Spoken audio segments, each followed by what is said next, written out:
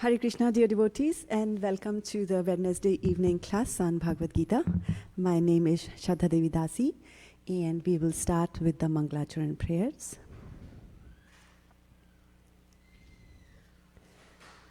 Om Jnana-timirandhasya Jnananjana Shalakaya Chakshurunmilitam Yena Tasmai Shri Guruve Namaha.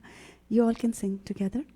Shri Chaitanya Manobhishtam Sthapitam Yena Bhutale Swayam Rupa Kada Mahyam Dadati Swapadantikam Vandeham Sri Gurau Shri Yuta Padkamalam Shri Gurun Vaishnavamscha Shri Rupam Sagrajatam Sahagana Raghunathanvitam Tam Sajivam Sadvaitam Savadhutam Parijana Sahitam Krishna Chaitanya Devam Shri Radha Krishna Padan Sahagana Lalita Shri Vishakhanvitamscha He Krishna Karuna Sindho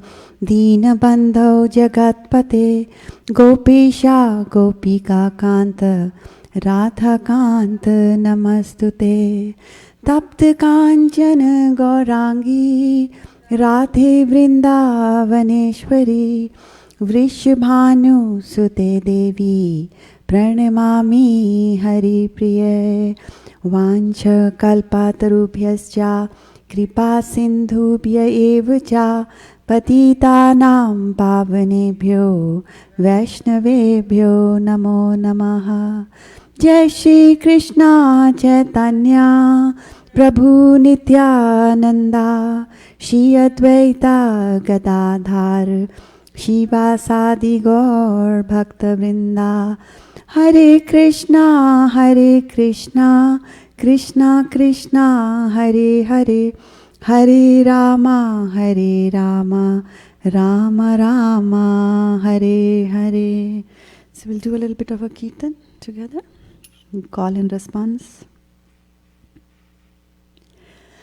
Hare Krishna Krishna Krishna Hare Hare Hare Rama Rama Rama Hare Hare.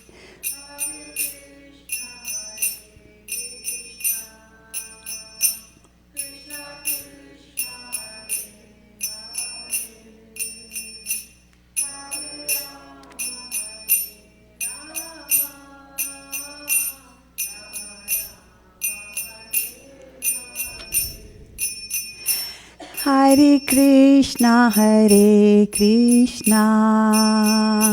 Krishna Krishna Hare Hare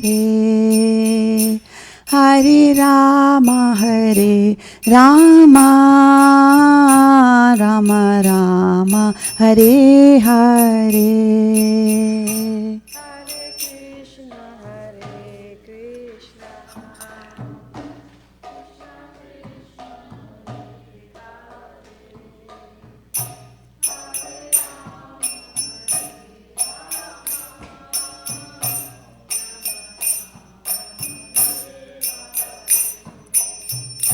Hare Krishna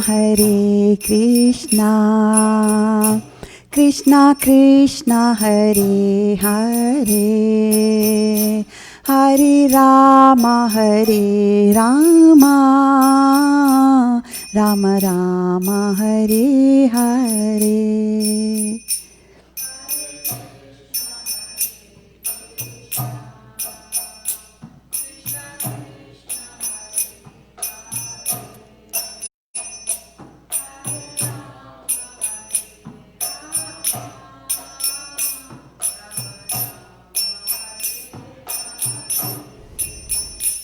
Hare Krishna, Krishna Krishna, Hare Hare, Hare Rama, Rama Rama, Hare Hare.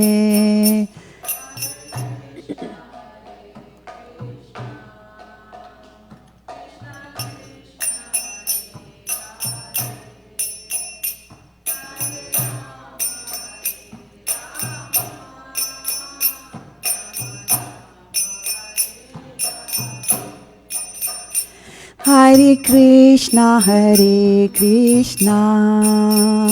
Krishna Krishna, Hare Hare, Hare Rama, Rama Rama, Hare Hare.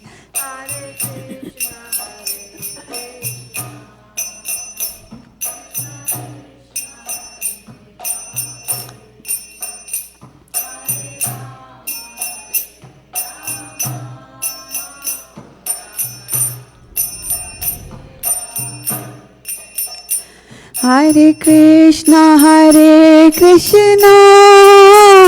Krishna Krishna, Hare Hare, Hare Rama, Rama Rama, Hare Hare.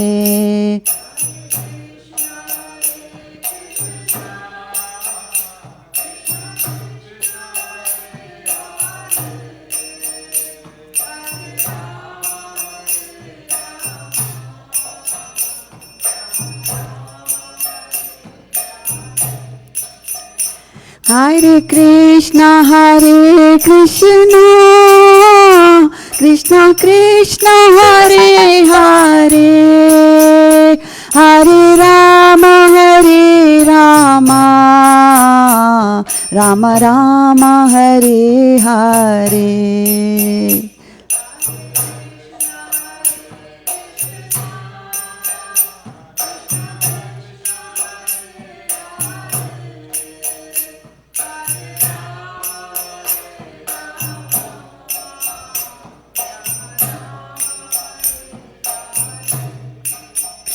Hare Krishna,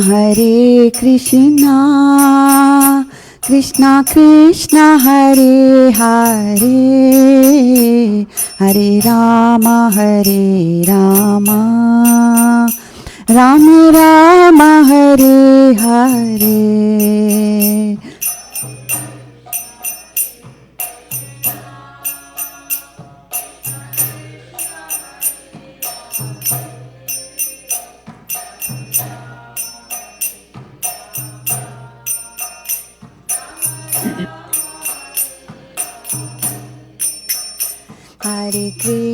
Hare Krishna, Krishna Krishna, Hare Hare, Hare Rama, Rama Rama, Hare Hare.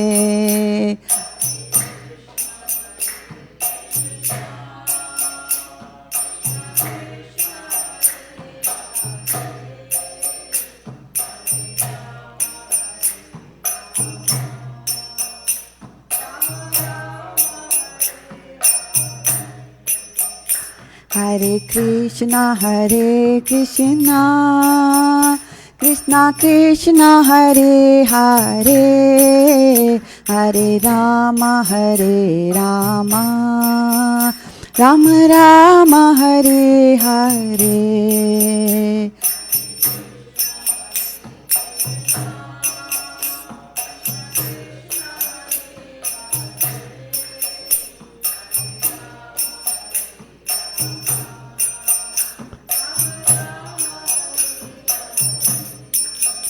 Hare Krishna, Krishna Krishna, Hare Hare, Hare Rama, Rama Rama, Hare Hare, Hare.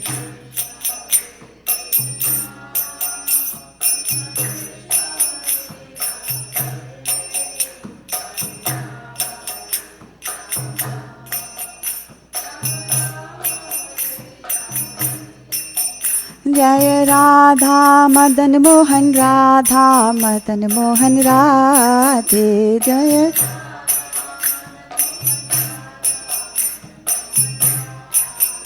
Jaya Mahaprabhu Jaya Mahaprabhu Jaya Mahaprabhu Jaya Mahaprabhu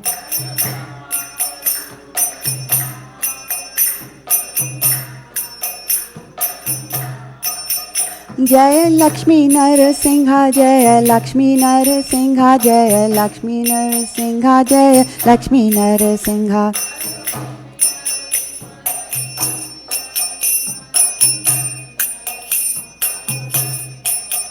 Jaya Jaya Prabhupada Prabhupada Prabhupada Jaya Jaya Prabhupada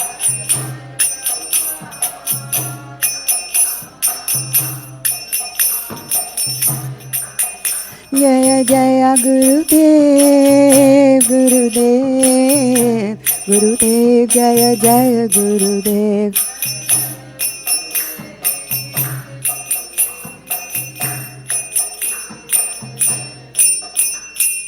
Go Premanande Hari Hari Bo. So welcome once again to the Wednesday evening Gita class to all of you who are in the room and as well as the devotees who are watching us online. My name is Shraddha-devi Dasi and we'll start today by reading from the 5th chapter of the Bhagavad Gita. And I'm going to display that on the screen and we will take turns reading the translations of that. I'll start with reading the first 5 and then we can go around the room like that. So chapter number 5 is Karma Yoga, Action in Krishna Consciousness. Text number 1. Arjuna said, O Krishna, first of all you ask me to renounce work. And then again you recommend work with devotion. Now will you kindly tell me definitely which of the two is more beneficial? Text number 2. The personality of Godhead replied, the renunciation of work and work in devotion are both good for liberation. But of the two, work in devotional service is better than renunciation of work. 3. One who neither hates nor desires the fruits of his activities is known to be always renounced. Such a person, free from all dualities, easily overcomes material bondage and is completely liberated, O mighty armed Arjuna. 4. Only the ignorant speak of devotional service, Karma Yoga, as being different from the analytical study of the material world, Sankhya.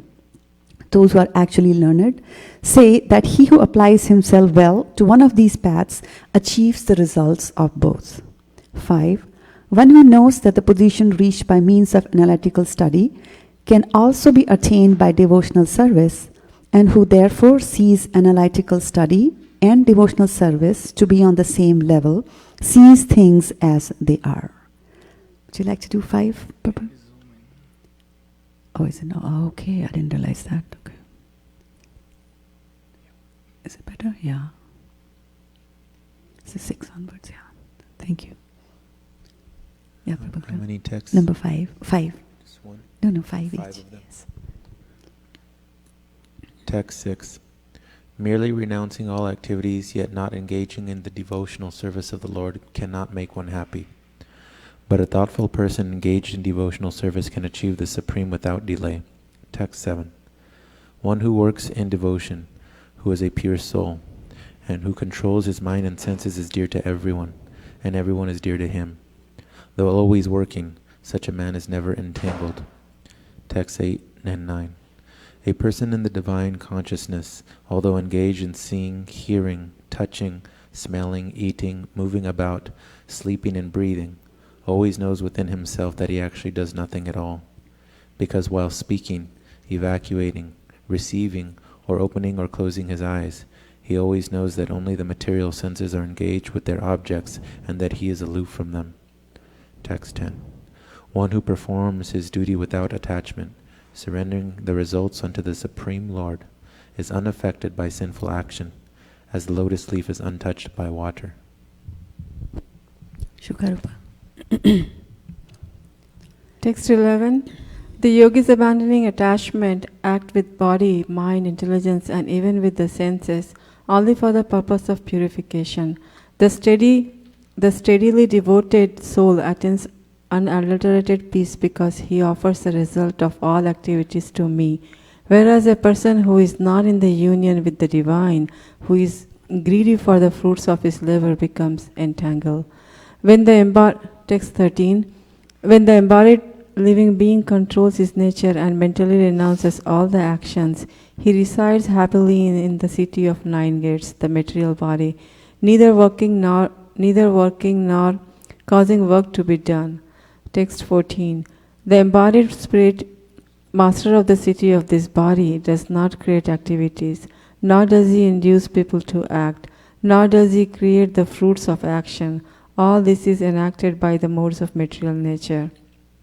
Text 15. Nor does the Supreme Lord assume anyone's sinful or pious activities. Embodied beings, however, are bewildered because of the ignorance which covers their real knowledge. Prabhuji, what's your name? Tirtha. Tirtha? Oh, thank you. Welcome, Tirtha Prabhu. If you can read the next 5 from text 16 onwards. Text 16. When, however, one is enlightened with the knowledge by which nescience is destroyed, then his knowledge reveals everything, as the sun lights up everything in the daytime. Text 17.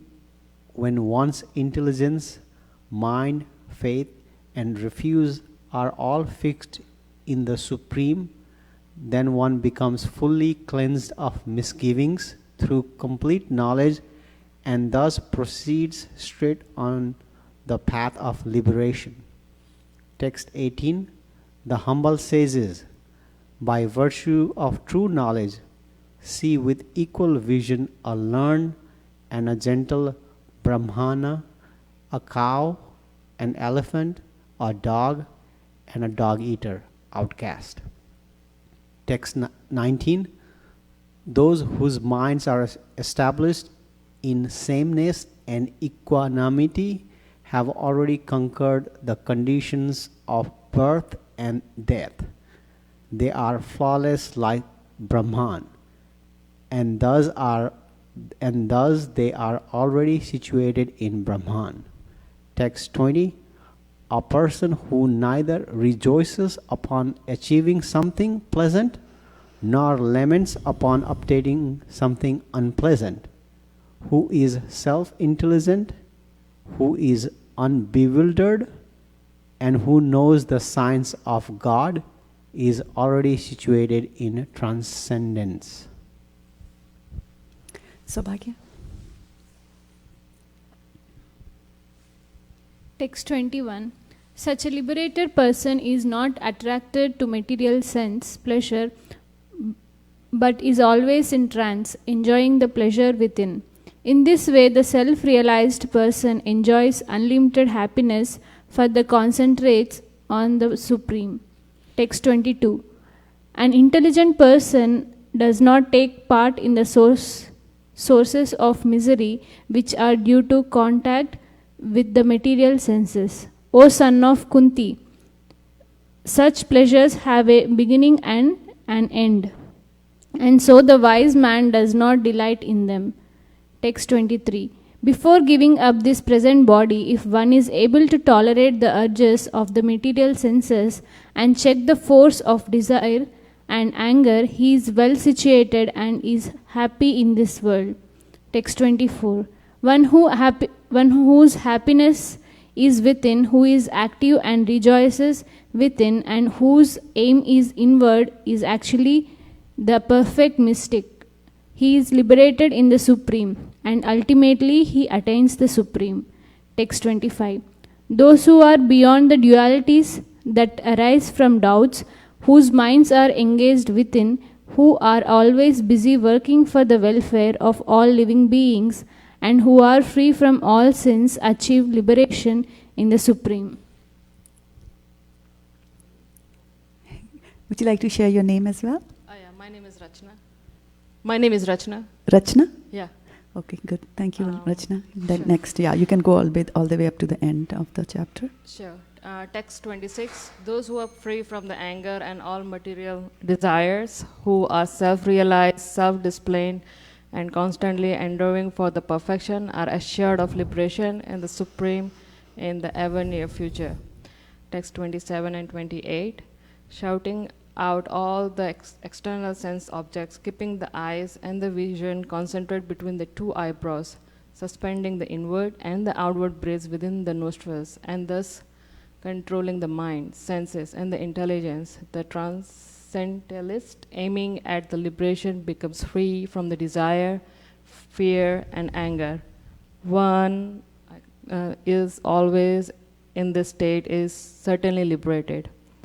Text 29. A person is in full conscience of me, knowing me to be the ultimate beneficiary of all the sacrifices and austerities, the supreme lord of all the planets and demigods, and the benefactor and well-wisher of all living entities, attains the peace from the pangs of the material miseries. Thank you so much, everyone, for reading. So I'm going to go back to the presentation, and we'll continue from there.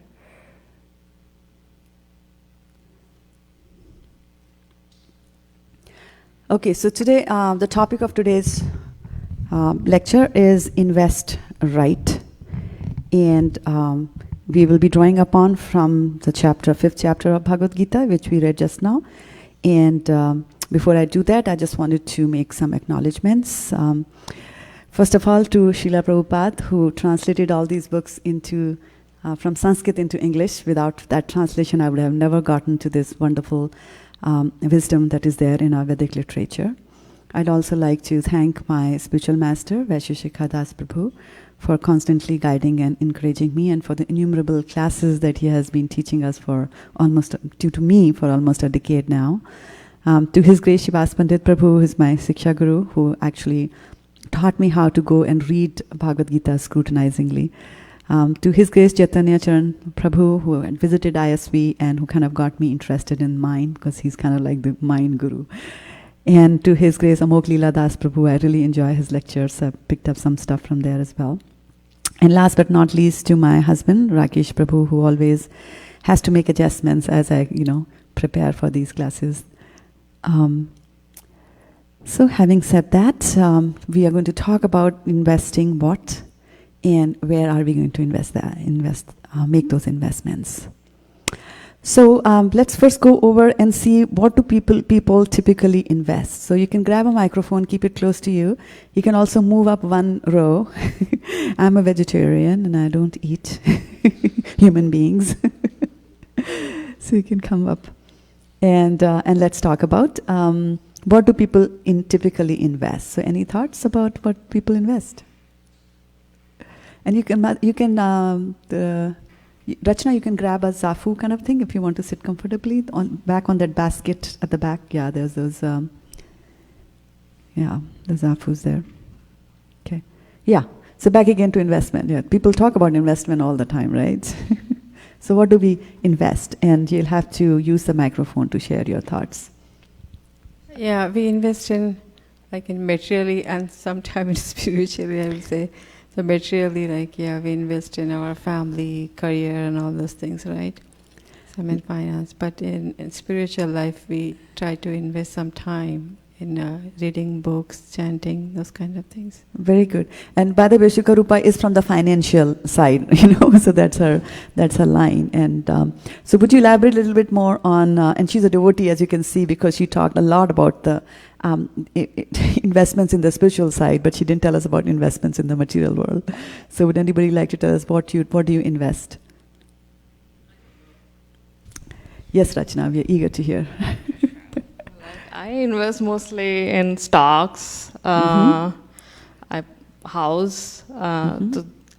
That's what investment means to me. I never thought of investing in spiritual world. But, yeah. Well, you have already taken the first step. You have come into the temple. That itself is a big leap.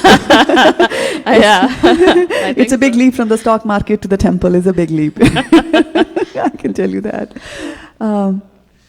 Yeah, go ahead. Tirth, you wanted to say something? Me too. I invest in stocks too. But I also invest in things that I like to do. suppose, like I enjoy having people over for dinner, so, either I invite myself to somebody's place or I invite people to my place. So things I really enjoy, I try to make time to do that, and coming to ISP is also one of those things. So anything that I enjoy doing apart from stocks, career, training, education, things that I really enjoy, I try to make time for it. Exactly. So when you invest into something, which was devotional service or any material enjoyment, then at that time you also invest something. You could be investing your time, like you said, right? And you could also be investing your money. You can invest your talents, and like that. So we will today talk about some of the other aspects of investment. Now, since you are from the stock market, you will know that when people invest, especially in not only in the stocks, in general, when people are making investments in the material world, we always tell them to diversify. Like you get $1 million, don't run to the stock market with that. They will tell you that, buy a house or, make a down payment for a house, and with the balance you can buy this, buy that. Even if you're in the stock market, they won't tell you to put all your so-called eggs in one basket. They'll say diversify your portfolio there, right? That you don't put everything into Oracle or everything into Google like that. So you have to diversify your portfolio there.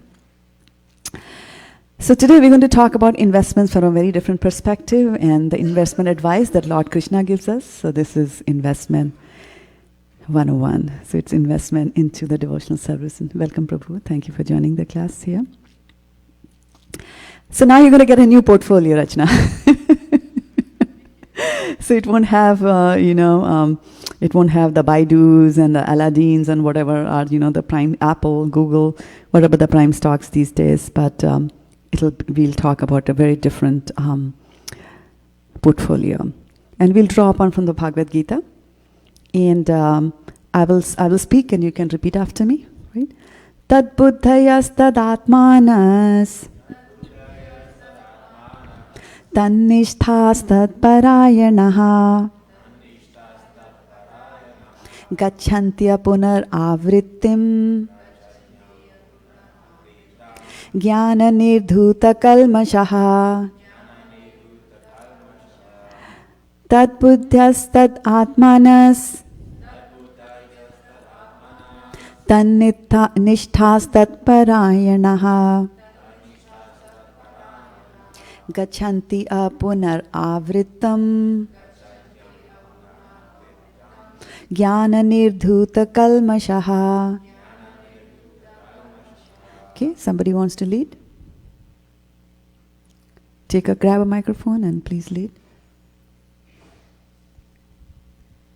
Tad buddhyas tad atmanas. Tad buddhas tad atmanas. Tannishthas tat parayana. Tannishthas tat parayanaha. Gachanti apurnar avrittam. Gachanti apunar avrittim. Jnana nirdhuta kalmasha. Jnana nirdhuta kalmashaha. Anybody else feeling like it this Wednesday evening? All right, Aiden Prabhu. Tad buddhayas tad atmanas. Tad buddhayas tad atmanas. Tannishthas tad parayanaha. Tannishthas tas parayanaha. Gachatyam punar avritim. Gachanti apunar avritim. Jnana nirdhuta kalmashaha. Jnana nirdhuta kalmashaha. Tad buddhayas tad atmanas. Tad buddhayas tad atmanas. Tannishthas tat parayanaha. Tannishthas tat parayana. Gachanti apunar avritim. Gachanti apunar avritim. Jnana nirdhuta kalmasaha. Jnana nirdhuta kalmashaha. Want to go? Anybody else? Okay, so we can go to the synonyms. I'll say and you repeat after me. Tat buddhaya. Those whose intelligence is always in the Supreme. Tat atmanaha. Those whose minds are always in the Supreme.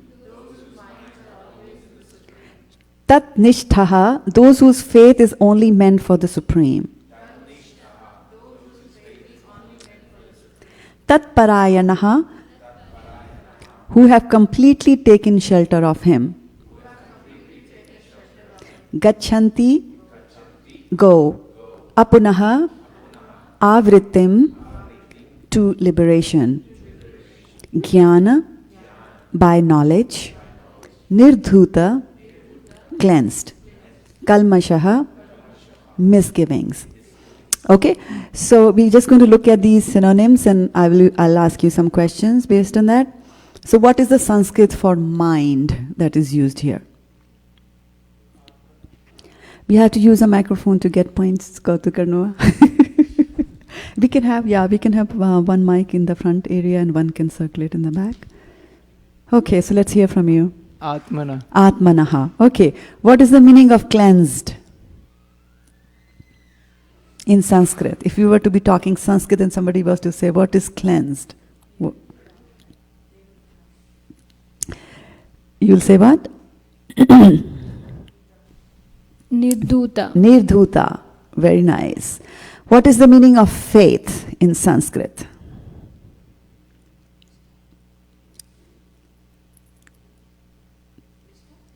Yes, correct. So you're already into it. Today was your first day. Nishtha. Okay, and then what is misgivings? Kalmashaha. Okay, very nice. Now I need some volunteers in this class, and I need actually 6 of them.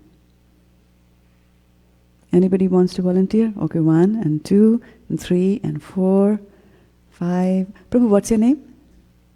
Nimish. Okay, Nimish Prabhu, and I need one more. 1, 2, 3, 4, 5, 6. Okay, I got 6. Oh, Nimish, okay, didn't hear that. Okay, we'll have plenty of opportunities there for you to volunteer. Okay, so I want the first volunteer, Kautuk Karnava Prabhu, I want you to just hold on to the word Nirdhuta and the meaning of Nirdhuta. Okay, Nirdhuta, cleanse, because the others might ask you and you'll have to give them. Okay, Kalmashaha, misgivings. Aiden, do you want to use that? Do you want to keep it? Okay. So what is the meaning of misgivings? What do you think is misgivings?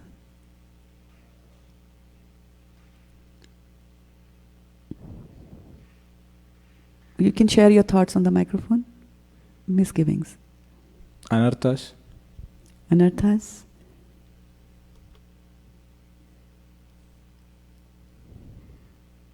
Misgivings are doubts.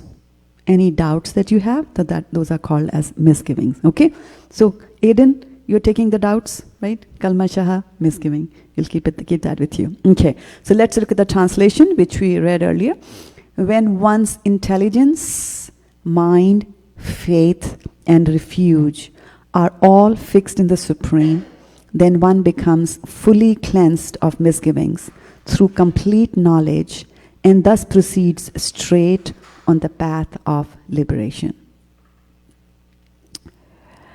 And we'll read the purport. So why don't you read, Kautuk Karnava, give us the purport.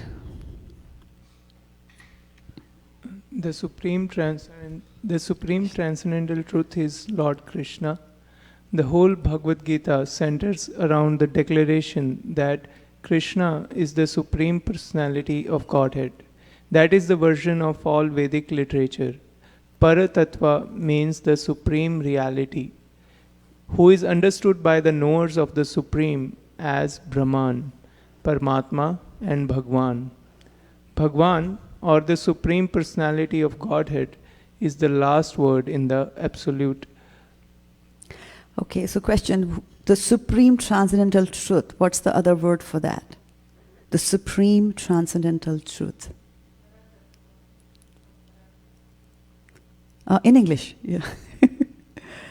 The Supreme Transcendental Truth.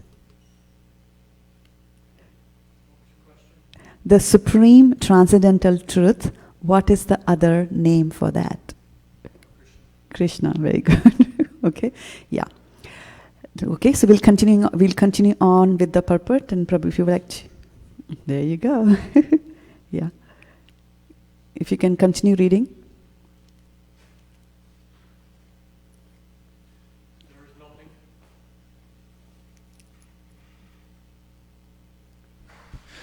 There is nothing more than that. The Lord says, Mataha parataram nanyat kinchid ashti dhananjanaya. Impersonal Brahman is also supported by Krishna. Brahmano hi pratishtatam. Therefore, in all ways, Krishna is the supreme reality, one whose mind, intelligence, faith, and refuge are always in Krishna, or, in other words, one who is fully in Krishna consciousness, is undoubtedly washed clean of all misgiving, and is in perfect knowledge in everything concerning transcendence. So what was misgivings in Sanskrit? Who's keep? Kalmashaha. Okay, very good. And what is cleansing? Nirdhuta. Nirdhuta. Okay, good. So far, so good. Okay. Prabhu, you like to read? Taran Prabhu. Yeah, we're continuing on with the purports for that. A Krishna conscious person can thoroughly understand that there is duality, simultaneous identity and individuality in Krishna, and equipped with such transcendental knowledge, one can make steady progress on the path of liberation. Okay, thank you. So one more time, before we went into these words, we were talking about how people typically invest, and usually people invest in the material world, and we heard that people invest in property, they invest in gold, they invest in oil, they invest in stock, and so on and so forth, right? And we said that we're going to now look at what Krishna is telling us, how we're going to invest. And one thing which I did was that I invested in some volunteers. So we got 6 volunteers here. 2 of them are already active, Kotukarna Prabhu and Eden, and we will come to others as we go along on this path. So in the translation, we read that when one's intelligence, mind, faith, and refuge are all fixed in the Supreme. So there are 4 things that are fixed in the Supreme, and the other 4 volunteers are going to take each one of these. So we had Sukarupa, you were there as one of the volunteers. So you take intelligence. And then who else was there? You were there. So Bhagya Mataji, will you take mind? Okay. And then did you take Tirsa, did you volunteer? I did, but I can't. Okay, but let's see, somebody else had volunteered. You had volunteered, right? And what's your name again, Prabhu? Nimesh, sorry. So Nimesh, you're going to take faith? Okay, and refuge. Refuge. You wanted to take? You had volunteered? You want him? Okay, Prabhu, you take it. Okay. So refuge. So intelligence and mind, faith, and refuge are all fixed in the Supreme. Then one becomes fully cleansed of misgivings through complete knowledge, and thus proceeds straight on the path of liberations. That's what the translation tells us there. So what are we going to invest? We're going to invest in, you have to tell me, the intelligence and mind and faith and the refuge. Okay, so these are the 4 things that we are going to invest in, and in the Supreme. But what we're going to do is, I just wanted to show you a quick way of remembering what you're going to invest in. So I'm just going to, show them in a different order. So faith, intelligence, refuge, and mind. So that becomes FIRM. So you invest your entire firm, right? So if I'm Larry Ellison, I invest complete Oracle into it, like into God. Right, so firm is what a nice way of remembering that. And so now we'll go and dig a little bit deeper into the purport by Srila Prabhupada. So he says that the supreme transcendental truth is Lord Krishna, and the whole Bhagavad Gita centers around the declaration that Krishna is the supreme personality of Godhead. That is the version of all Vedic literatures. And Paratattva, which means the supreme reality, and one of you had said that, who is understood by the knowers of the Supreme as Brahman, Paramatma, and Bhagwan. Bhagwan, or the Supreme Personality of Godhead, is the last word on the Absolute. Beyond that, there is just nothing. Right? So Brahman, Paramatma, and Bhagwan, this is also mentioned in Srimad Bhagavatam, the 1st canto, 2nd chapter, Divinity and Divine Service. And the 11th verse is that, and we can all sing that together. Vadanti tat tattva vidas Tattvam yajnanamadvayam brahmeti paramatmeti bhagavan iti shabdate. And so what does that mean? It says that, I'll skip the word by word, learned transcendentalists who know the absolute truth call this non-dual substance as Brahman or Paramatma or Bhagwan. So who coined the word Bhagwan? Who came up with the word Bhagwan? Does anybody remember? Prabhupada tells us in Bhagavad Gita. Yes, Kautuk Karnava, I can see the smile on your face. Go ahead, do you have a microphone? There's one behind Aiden. Yeah. Venudari Gopal Prabhupada is at that Parashar Muni. Parashar Muni, okay, can you tell us a little bit more about Parashar Muni? Who was Parashar Muni? What relation does he have to somebody in our parampara? Vyasdev's father? Yes, he's the father of Vyasdev. Correct, for 20 points. Okay, so so he coined the substance Brahman. So Brahman is nothing but the effulgence that comes out of Krishna is known as Brahman. And then Paramatma is Krishna in our hearts, or the super soul is Paramatma. And then Bhagwan, of course, is Krishna, the Supreme Personality of Godhead. He's a person with two hands, with flute, standing there on the altar in front of us there. Okay, so one of the interesting thing is that in this verse that we're reading, they're saying that, I'll just go back a little bit here, that in the whole Bhagavad Gita centers along the declaration that Krishna is the Supreme Personality of Godhead. And he is, and because he's the Supreme, so he will be commanding us to do certain things. Right? Do this, do that. Where does Krishna command us? Really strong, come across very strongly and commands us to do something, which really shows his authority. Chapter 18, you have to take the microphone to get your 20 points, Shukarupa. Chapter 18, he commands us any place else that you remember where he says, do this, do that. I am to me. How about chapter 9? Chapter 10, the four Chaturshloka also he says. Chaturshloki Bhagavad Gita? Yeah, Chaturshloka. Okay. Gita, yeah. Okay. And then directly when he says do this, it is chapter 9, in the chapter 9, verse number 34. Man mana bhava mad bhakto, mad yaji mam namaskuru. Right? Become my devotee, pay obeisances to me. How much more can a person say? Right? By being direct, that, do this to me, do this to me, do this me.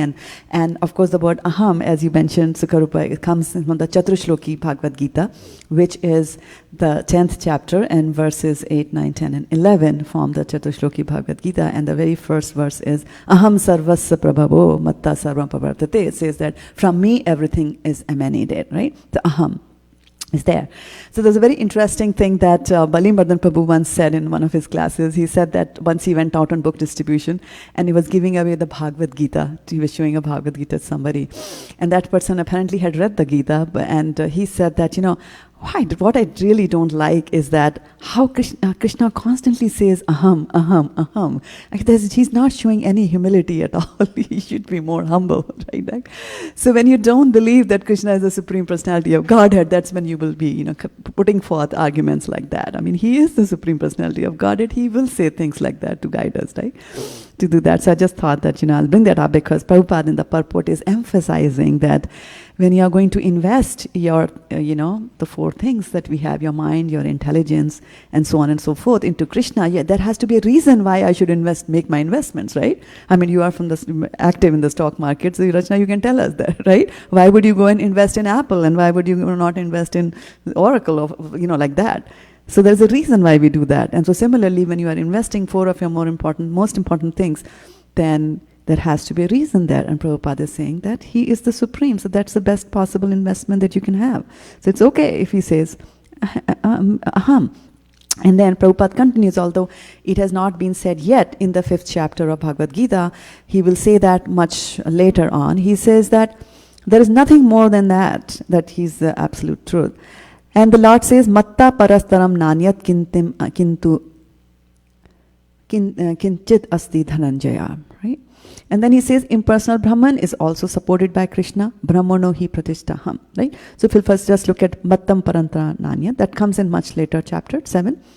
Matta parataram nanyat. Sing with me. Parataram nanyat kinchit asti dhananjaya mayi sarvam idam protam sutre mani gana iva. And what does it mean? Somebody's going to tell us on the microphone. O conqueror of wealth, there is no truth superior to me. Everything rests upon me, and as pearls are strung on a thread. Okay. Right? So everything that is there in this world is resting on him. And of course in the 10th chapter he'll say, Aham sarvasya prabhavo, everything also comes from me. So I am the creator, I am the sustainer, like that, right? So he's establishing his supremacy there. And then looking at the next sentence, impersonal Brahman is also supported by Krishna. Brahmano hi pratishtaham. So impersonal Brahman, again, Badanti tat tatvidas, right? The verse that we said. So Brahmeti Paramatmeti Bhagwan iti shabdite. So now we're focusing on the Brahman part of it, the effulgence that is there. So he says that the effulgence that you see, right, that is also situated on him because and supported by him because the effulgence also comes out of Krishna. Okay. So therefore Prabhupada says that in all ways Krishna is the supreme reality. Ones whose mind, intelligence, faiths and refuse are always in Krishna, or in other words, one who is fully in Krishna consciousness is undoubtedly washed clean of all misgivings and is in perfect knowledge in everything concerning transcendence there. Okay. So what does Brahmano hi pratishtaham mean? So we'll do that too, because we are trying to make sure that we are investing in the right place. Brahmano hi pratishtaham amritasya vyayasya cha shashvatasya cha dharmasya shukasya kantikasya cha. And the translation, need a volunteer to do that for me? Okay, I can see a hand there going towards the microphone. Shuka, go ahead. And I'm the basis of all the impersonal Brahman, which is immortal, imperishable and eternal, and is the constitutional position of the ultimate happiness. Right? So we get happiness we start feeling happiness once you reach there. But one of the things we have to remember is that people who are impersonalists, that is, who do not believe in the personality of God, who think that God doesn't have any features, so they are meditating on God, and their refuge or their goal is a Lord which doesn't have any features. So where will they reach? Having set their goals, where will they reach? They just reach the effulgence that's coming from Krishna because it doesn't have any form, right? But from that stage also, from that point also, you can still proceed further in your devotional service and recognize and realize the supreme personality of Godhead, like God as a person with features there, right? So there's a very nice verse from Srimad Bhagavatam, from the 3rd canto. I'll speak and you can repeat after me. Tasya ravinda nanayasa padarvinda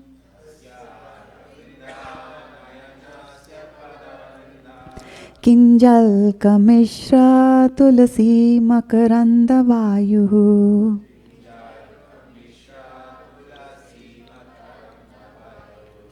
antargata swavivarena chakaratisham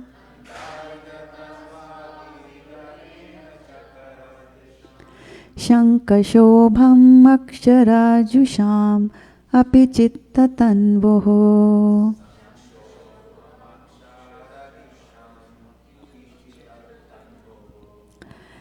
So this is actually coming from, and I'll give you a little bit of a background information of where this verse is coming from. This is about the 4 Kumaras. So 4 Kumaras are the firstborn of, who is their father? 4 Kumaras' father? The cute little boys that you see, the brahmacharis. Brahma, exactly right. Okay, so Brahma, so they are the 4 sons of Brahma, but they are impersonalists. Okay, they don't believe in the personal form of the Lord. And once they are, they were going from one place to another place because they have the powers to do so, and they come up to the gates of the Vaikuntha, and there they are stopped by the 2 gatekeepers, Jay and Vijay. And then, there is some incidents that happen, but they have nothing to do with this class, so I'm not going to go deeper into that. But to cut a long story short, what happens is that Vishnu, who lives in the Vaikuntha planets, he comes. And then, as Vishnu is there, so there is breeze that is blowing in the Vaikuntha planets at the gate. And so, when the breeze carrying the aroma of tulasi leaves from the toes of the lotus feet of the personality of Godhead entered the nostrils of those sages, these 4 Kumaras. They experienced a change both in body and in mind, even though they were attached to the impersonal Brahman understanding. So this is, we have to remember that there is still hope for those who are impersonalist. Right? If they somehow or the other come to touch with something or the other of Krishna, like for example here they just got in touch with the aroma, the sweet smell that was coming from the tulsi leaves that were offered to the feet of the Lord. Or you could come in contact with a devotee of the Lord, like that, or some prasadam like that. Okay, so they do also get transformed and their goals then change, right? So Prabhupada then in the purport is saying that the impersonalist who feels transcendental pleasure in striving to become one with the Lord is defeated when he sees the beautiful transcendental features of the Lord. So which again means that I'm making the right investment if I'm going after the personal feature of the Lord, because just going after the impersonal feature is not good enough for me, because I will ultimately get converted. So put your investments in the right place there. So then going back again to the verse 15th purport from 5.17. So we have, in other words, one who is fully in Krishna consciousness is undoubtedly washed clean of all misgivings. If there are any doubts that you have in your mind, does Krishna have a body or not? Does he have, is he the supreme or not? Right? So all those will be banished away when you come to the level of being fully Krishna conscious by making the right investments that we have been talking about, right? And what are the 4 investments? One more time for a recap, quick recap. Intelligence, mind, faith, refuge. He took yours. Okay. I'm just kidding. Okay. So tad buddhayas. So tad buddhayas says buddhi is intelligence. So who took intelligence? Okay, so tad buddhayas, right? And then atmanas, we read that when we're doing the synonyms, atma refers to the mind, right? So tad atmanas is the mind, right? Sabhagya. And then tad nishthas. Nishthas is the faith or shraddha. And then for you, and then tat parayanaha is the refuge, right? Tat parayana. So that's the Sanskrit words that are there. Okay. Jnana nirdhuta kalmashaha. So nirdhut we know is getting cleansed, right? Right? Of any misgivings. And how do you get cleansed from any misgivings? Through jnana. You have to get the right knowledge there. Then actually, in the 4th chapter of Bhagavad Gita, does anybody remember what's the name of the 4th chapter of Bhagavad Gita? What is it called? What's the first chapter called? First chapter? Go ahead. Observing the armies. Observing the armies. And what is 2? The contents of the Gita summarized. Very good. And 3? Karma Yoga. Karma Yoga. And 4? Transcendental knowledge. Transcendental knowledge. Okay. So in chapter 4, he talks about transcendental knowledge a lot. Krishna is telling Arjuna about it. And towards the end, which is in 4.38, he's glorifying it. So, Nahi jnanena sadrisham pavitram iha vidyate tat swayam yoga samsiddha kalenatmani vindati. And what it means is that in this world there is nothing so sublime and pure as transcendental knowledge. Such knowledge is a mature fruit of all mysticism. And one who has become accomplished in the practice of devotional service enjoys this knowledge within himself in due course of time. So it's very important to note here that he's saying that such knowledge, which is transcendental knowledge, knowledge of the Supreme, knowledge of the soul, knowledge of the Supreme Lord, this is transcendental knowledge, it's not material knowledge. And he says that it's the mature fruit of all mysticism. You could be doing some mystic practices, you could be sitting down and meditating because you want to get some mystic powers. Can you give me examples of some mystic powers that you can have? That yogis strive for, some yogis at least. Some mystic powers. Do you know of some yogi who has mystic powers? Anything that you heard of? Any famous yogi? They produce gold. Yeah, Prabhu, you have to use your microphone. So answer is coming from the from the broadcasting booth, which is being manned today by Venudhari Gopal Prabhu, who is bringing this Krishna Katha to the millions all over the world who are watching this. I'm just kidding. Okay, so let's give a round of applause to him for doing that for us.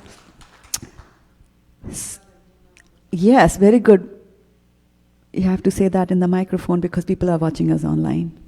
So, anima, lagima, those kind of samsiddhi. Yes, yes. So, anima, lagima. You want to become smaller than the smallest. You want to become heavier than the heaviest. You want to become lighter than the lightest. You want to be able to achieve whatever you want. You want to be able to control other people's mind and so on and so forth. So people sometimes will try to get that and do meditation, but that is not a mature fruit. That's not good for you, actually. It's a raw fruit, and if it's a raw mango, if you try to pluck a raw mango from the tree, then there's some white sap that comes and it will burn your hands. So we should always go for the ripe fruit and the mature fruit, right? So mature fruit is transcendental knowledge that you are the soul, because all these mystic powers, when you become lighter than the lighter, what is becoming lighter than the lighter? Your body, right? Because soul in any case is very light. So what is there to change? So soul in any case cannot change, right? So all these are materialistic opulences, and they will go away with death, like that. So there's no point in doing that. So the mature knowledge is to know that you are a soul, that you are indestructible, that you are eternal, you are Sat Chitan Anand, that kind of knowledge. And I am a part and parcel of Krishna, who is also Satchitan Anand, but in a bigger capacity like that. Right?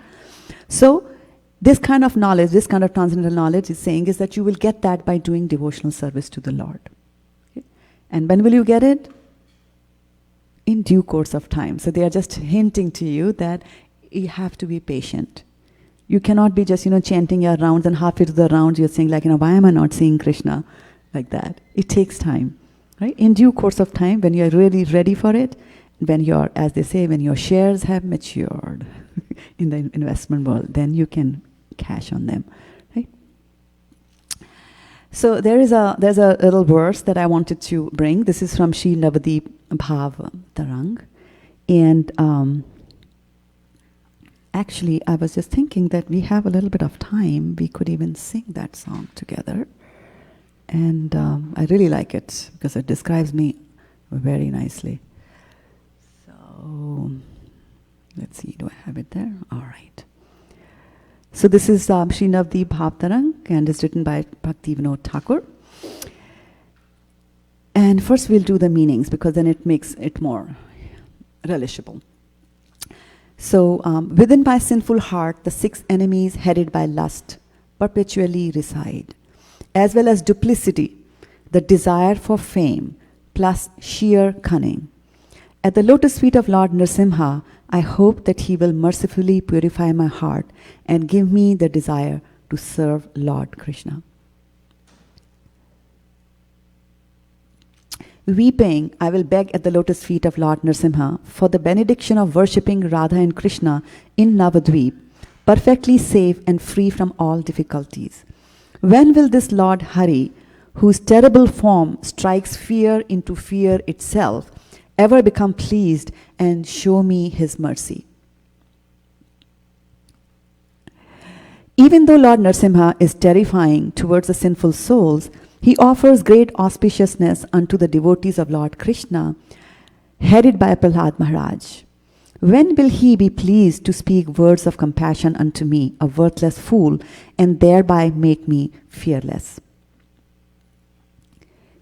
He will say, dear child, sit down freely and live happily here in Shri Gauranga Dham. May you nicely worship the divine couple, and may you develop loving attachment for their holy names. By the mercy of my devotees, all obstacles are cast up far away. With a purified heart, just perform the worship of Radha and Krishna, for such worship overflows with sweet nectar. Okay. So we'll go back to the verse. And I'll just lead one line and give you the tune, and then we can all sing it together, right? Idushta hidaye kama Adiri puchaya Kutinati pratisthasa Satya sadaraya Hridaya shodhanara Krishnera vasana Narsingha charane mora eito kamana Kandiya Narsimha Pade Magibo Kakhana Nirapade Nvavadvipe Jugala Bhajana Bhaya Bhaya Paya Yanra Darshane se hari prasanna hoi beo kabe more doya kore yadyapi bhishana murti dushta jiva prati praladadi krishna bhakta Jane bhadrati kabe va prasanna hoye sakripa vachane nirbhaya karibe mura kinchane swachande besho he vatsa Shri Gauranga Dhame Jugala Bhajana Hau Rati Hau Name Mama Bhakta Kripa Bale Vigna Jabe Dura Shuddha Chitte Bhajo Radha Krishna Rasa Pura. So going back to our verse that we are looking at, Bhagavad Gita, 5th chapter, verse number 15. And go back. So the very first verse that we sang, E Dushta Hidaya Kama Adi Rupa Chaya. So here we are, Bhaktivinoda Thakur of all the people is acknowledging that there is so much of dirt that is there in our hearts. And so there are ways that you can cleanse your dust. Some of the dust from the heart will go away from getting the knowledge and then acting in the appropriate manner once you get the knowledge. Okay? And the other way which the bhaktas follow is that they do devotional service, they fall down at the lotus feet of the Lord and they beg for His mercy and beg for His help to cleanse whatever is the dirt that is there in our hearts. Right? So, Lord Narasimha-dev has got the best of the vacuum cleaners. So He'll be able to clean your heart in a very nice manner. Okay? So that's why, that's one way that we can approach Lord Narasimha-dev. We can sing this where we are saying that within my sinful heart, the 6 enemies headed by lust, they perpetually reside. They perpetually reside. Because our lust, anger, greed, etc., these things are there in our mind and they get carried over from one life to another life. From after the soul leaves the gross body, the subtle body goes with it to the next gross body. So it carries all these things. So whatever you're doing now gets accumulated and then our actions will be according to whatever we have accumulated, not just in this lifetime, but in the millions of lifetimes that we have, lived there. So then, at the lotus feet of the Lord Narasimha, we hope that He will have His mercy and He will purify the heart. And then give me the desire to serve Lord Krishna. Because right now what I want to do is I want to serve. What do I want to serve now? Who do I want to serve now? When I invest in Apple and Oracle and Procter and Gamble, who am I trying to serve? Myself, yes, right? But we should be trying to serve Lord Krishna. Okay. Then also we have noticed that in the Nectar of Instruction there are also, like here, Bhaktivinoda Thakur is talking about chaya. There are 6 bad things that are there. And Updeshamrita also talks about that when you try to do devotional service, then there are 6 things that can become impediment to you following your devotional services, right? Atyahara prayasascha prajalpo niyamagraha janasangascha lalyascha shadbir bhakti vinashyati So what does this mean? That one's devotional service is spoiled when he becomes too entangled in one of the 6 activities, eating more than necessary or collecting more funds than required, over endeavoring for mundane things that are very difficult to obtain, talking unnecessarily about mundane subject matters. Right? So eating more than what is required. And also Krishna says in the chapter 6 of Bhagavad Gita that if somebody eats too little or eats too much, then you cannot be a yogi. You cannot perform devotional service, because when you eat too much, then there is a tendency to sleep. Okay? And also when you eat too much, then there is also, when you more than what you require, then there is a tendency to dream also. So when you dream, then you are also sleeping unnecessarily. You're sleeping more than is required. Because when you you might have noticed then when you put the alarm clock to wake up at say 4 o'clock, 5 o'clock, 6 o'clock in the morning, and if you happen to be dreaming at that time, then it's very difficult to get out of the dream and wake up. Right? So sometimes it happens that if you are sleeping and you're dreaming at that time, then you sleep more than required. Even alarm clocks can't wake you up at that time. Right? And then also collecting more than what is required is also an impediment there. And so when I came here to America, I was just, first of all, I was scandalized by the jumbo size of everything. I was more tuned to small cup of tea and small packet of chips and things like that. And then from the first time I went to the supermarket, it was like such a big thing. So I took one. I was like, I don't know how long it's going to last me, a month or something. And then I went to the cashiers, and she said, "Oh, but this is on a buy one get one free." I was like, my goodness, now I have 2 of them, like that. So this is that mentality of that you collect more than what is required, right? And then, of course, then when you have that, you want to collect more than what is required, then what is the thing that you will do? You'll have to work hard to collect more than is required. So you'll be working hard more than required. And that's the second thing that he's saying, is that, you'll be endeavoring for mundane things that are very difficult to obtain, right? Then, when you try to obtain these difficult things, right, so how will you obtain the difficult things? Because for everything you need money. Most of the things you need money. How do you get the money? You have to work hard. Maybe you have to get a promotion, or you have to go get more customers, or you have to make your existing customers happy. So it's all about, you have to mingle, you have to keep the other party happy. And so sometimes, you have to do as they do. And you invariably end up in number 3, which is you talk unnecessarily about mundane subject matters, just because your customer is interested in what's happening with the war, so you have to be knowledgeable about that, so that next time you go and meet him, you'll be telling him something about that, just to show how much you are with him. So these things kind of one leads to the other. And then practicing the scriptural rules and regulations only for the sake of following them, and not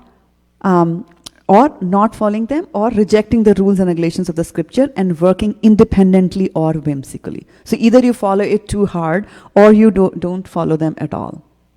Okay. For example, somebody might say that wash your hands before you touch your bead bag. Be like, it's not needed, like that.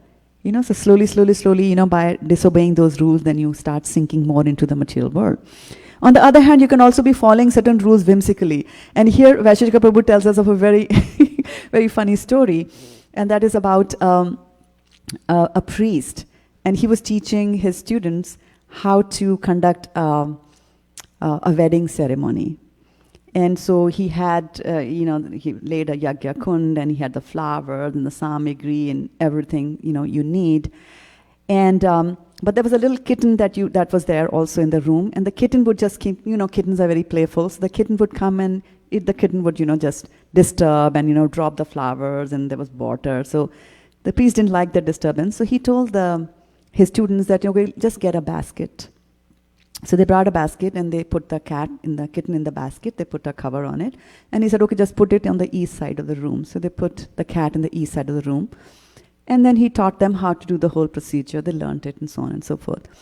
Now one day the priest went out on a journey to another city, and he was held over there, so he couldn't come back. But he had committed to perform a wedding ceremony in the temple. So he asked his students, he said, okay, I can't come, so why don't you perform the wedding ceremony? So the students were delighted, because they had just learned how to do that. And so they said, all right, let's get this, let's get that, let's put the havan kund, let's have the mandap, let's have the flowers, everything like that. And then, so as they were just getting ready to do that, then one of them said, wait a minute, what about the basket? We have to get the cat, and we have to get the basket. You know? So this is like, you just whimsically, without even giving it a thought, you're just following those rules. And it happens sometimes with us.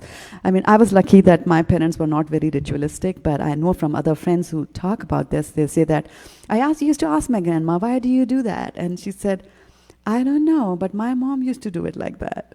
So this is just, just follow it without giving it any thought. And that kind of an explanation actually doesn't work with the youth of today. They're always asking, why do you do that? Why do you do that? And that's why we are eternally indebted to Prabhupada, because he has given the explanation for everything in a language that we understand. So once you read Prabhupada's books, so let's just give a round of applause to Prabhupada as well. Jai Prabhupada, Jai Prabhupada, Prabhupada, Jai Prabhupada, Jai Srila Prabhupada, Jai Prabhupada, Jai.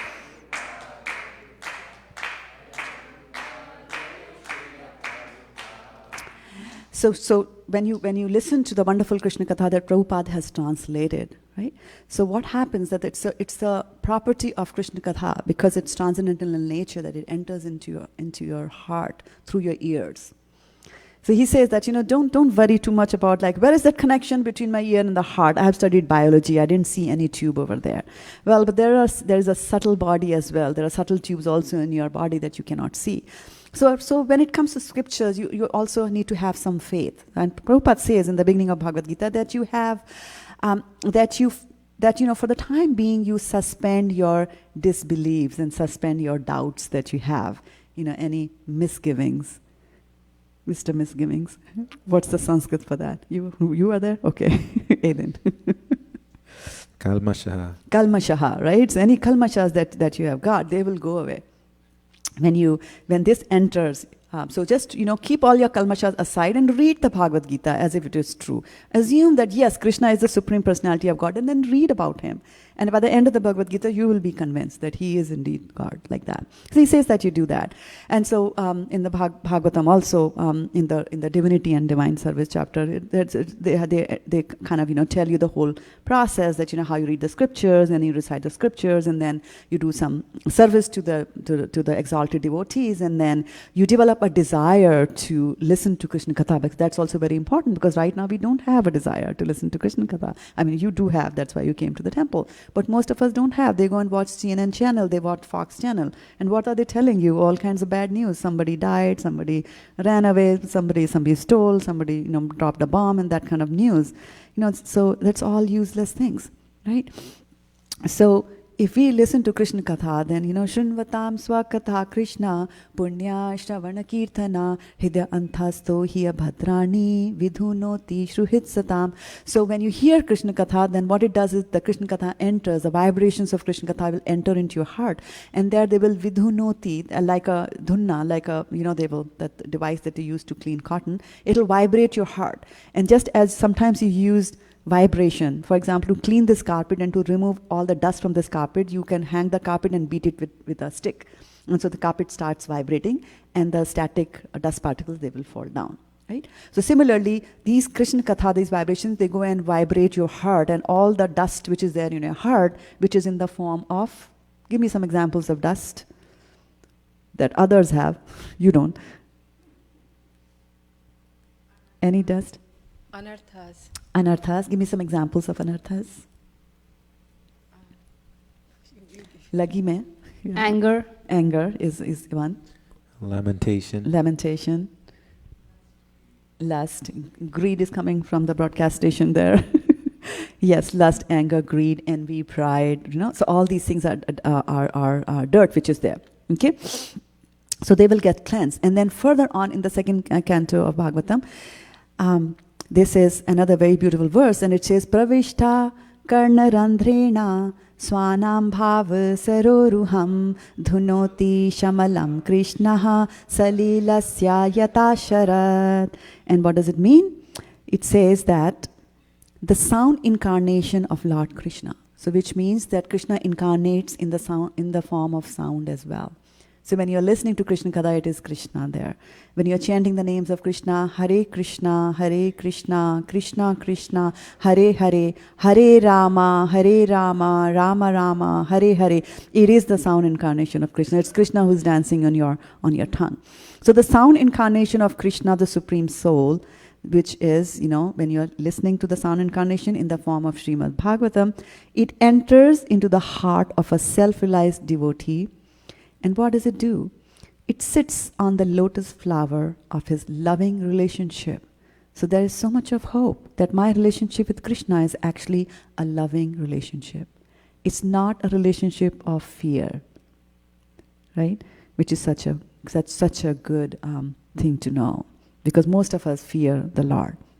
But I have this beautiful lotus flower of my loving relationship with Krishna, and thus cleanses the dust of material associations such as lust, anger, and hankering. Thus it acts like autumnal rains upon pools of muddy water. So it said that, when it rains during the autumn season, the water in the ponds, which are muddy, they get cleansed by the autumn rains. So that is how, that in this way, the dust from our heart will get cleansed. So what to invest, right? Faith, intelligence, refuge, and mind. The firm, right? That's the acronym that we created that. So Tad Atmanas. The first thing we are going to cover is Tad Atmanas, because mind is a difficult one to invest, because mind wants to go here and there. Arjuna will tell. Krishna is saying, you invest your mind in me and things like that. But in the 6th chapter, where Krishna is telling Arjuna about meditating, which is about controlling your mind, what does Arjuna say? Chanchalam hi mana Krishna. It's very chanchal. Pramati balvadranam. It's very strong. It's obstinate. And trying to control it as if is like trying to control the wind. So let's see. Let's try to understand what this mind is, right? So Tat Atmanas, this slide I owe to our very dear Sundarananda Prabhu, who gave a lecture on a Wednesday on mind, and he came up with this acronym up for mind. And he said that what does the mind do? It magnifies problems, it imagines pleasure, it neglects opportunities, and it denies the reality. These are the 4 things that a mind will do to you. Okay? So how does a mind magnify a problem? The problem could be very small. And but you will just think about it all the time. You'll be thinking about it, right? For example, I remember once that this is almost 20 years ago. I was driving here with my daughter, and we were returning from some place, and we came back home, and I pulled into my carport, the parking slot there. So it was an apartment, so the cars would be parked facing each other like that. So I very nicely, I brought the car into the carport, and I said, okay, now, I was not even braking, I was just and I was not even, accelerating it, but just moving on its own on auto. And the car was slowly gliding in. I was talking to my daughter, and I said, okay, now let me brake. So I pressed the brake, and the car started moving forward. I was like, oh, what happened? Why is the brakes not, being applied? So I pressed the brakes even harder, and the car went even further. And it rammed into the car which was, parked opposite to my car.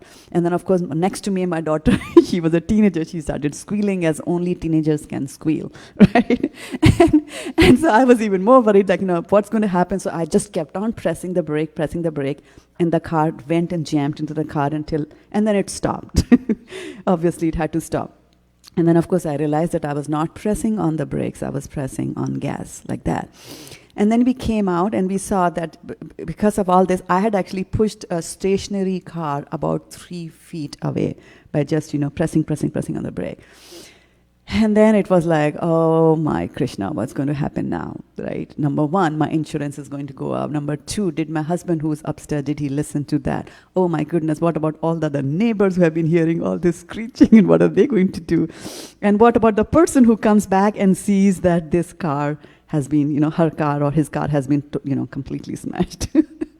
So, of course, I called the police, and I said that, this has happened. So he said, that's fine. He looked up the license plate of the other car and said that, fine, that person lives in your apartment, and here's the number. Why don't you call them and tell them that, And then, so this happened in the morning half, and then I was agonizing the whole evening, the whole night, and that person did not return home till 10 o'clock in the night. And I was just thinking, like, what's going to happen? So the insurance will go up, and then how will I afford a bigger insurance? And because I was still young then, so if you're young and you bash your car, then insurance goes up even higher, right? And then if you do silly things like bash into a stationary car, then it's even worse, right? Like that. And so, how much will it be? How much will the person start? Should I settle it outside of the insurance? Should I not settle it? Like that. Everything kept on going on and on in my mind. And then in the night, that lady called. It was a lady whose car I had bashed, and she called in the night, and she said, "Yeah, doesn't matter. Insurance will cover it. My insurance will cover it." So my mind was constantly, magnifying that problem. It will magnify, make it big, make it big, make it big. And Vaisheshika Prabhu once gave a lecture at Salesforce, Ankita, and also at Google, and I was at Google, where he said that if you are in this material world, then problems will always come. So there's no such thing as, they got married and they lived happily ever after. It's nothing like that. So problems are always going to come. Dukhalayam ashashvatam. Krishna says that in Bhagavad Gita. So dukhalayam ashashvatam is going to happen. But our mind can determine the size of the problem. The mind determines the size of the problem. So when I was very young, I was reading a book, and it said that your troubles are like pebbles. Right? So what is a pebble? It's a small stone. So if you hold it in your hand away from you, then it'll have whatever size, it'll show you that size, and it'll be a small part of the rest of your world. It's small, right? But if you bring your pebble close to your eye, it'll cover the whole world for you. The troubles and your problems are like that. So we have to remember and get that knowledge. Have the knowledge that this is happening, these are the thoughts that are going through me, I am the soul, I'm away, and this wretched mind of mine is creating all these problems and magnifying it, beyond comprehension. Then the mind also imagines that there is some pleasure. Right? So imagine some pleasure. There's this famous example, again, Sundarananda Prabhu gave us this nice example of Pavlov's experience, where he used to have a dog, and he would ring the bell and put some food, and the dog would salivate, and then he would eat the food. And this went on for a month. Every day he would ring the bell, dog would come, and he would put the food, dog would salivate, and then eat the food, like that. 1 day, 2 day, 3 day, 4 day, like that. It went on for 6 months. And then one day what he did was that he rang the bell, did not put the food, but the dog started salivating.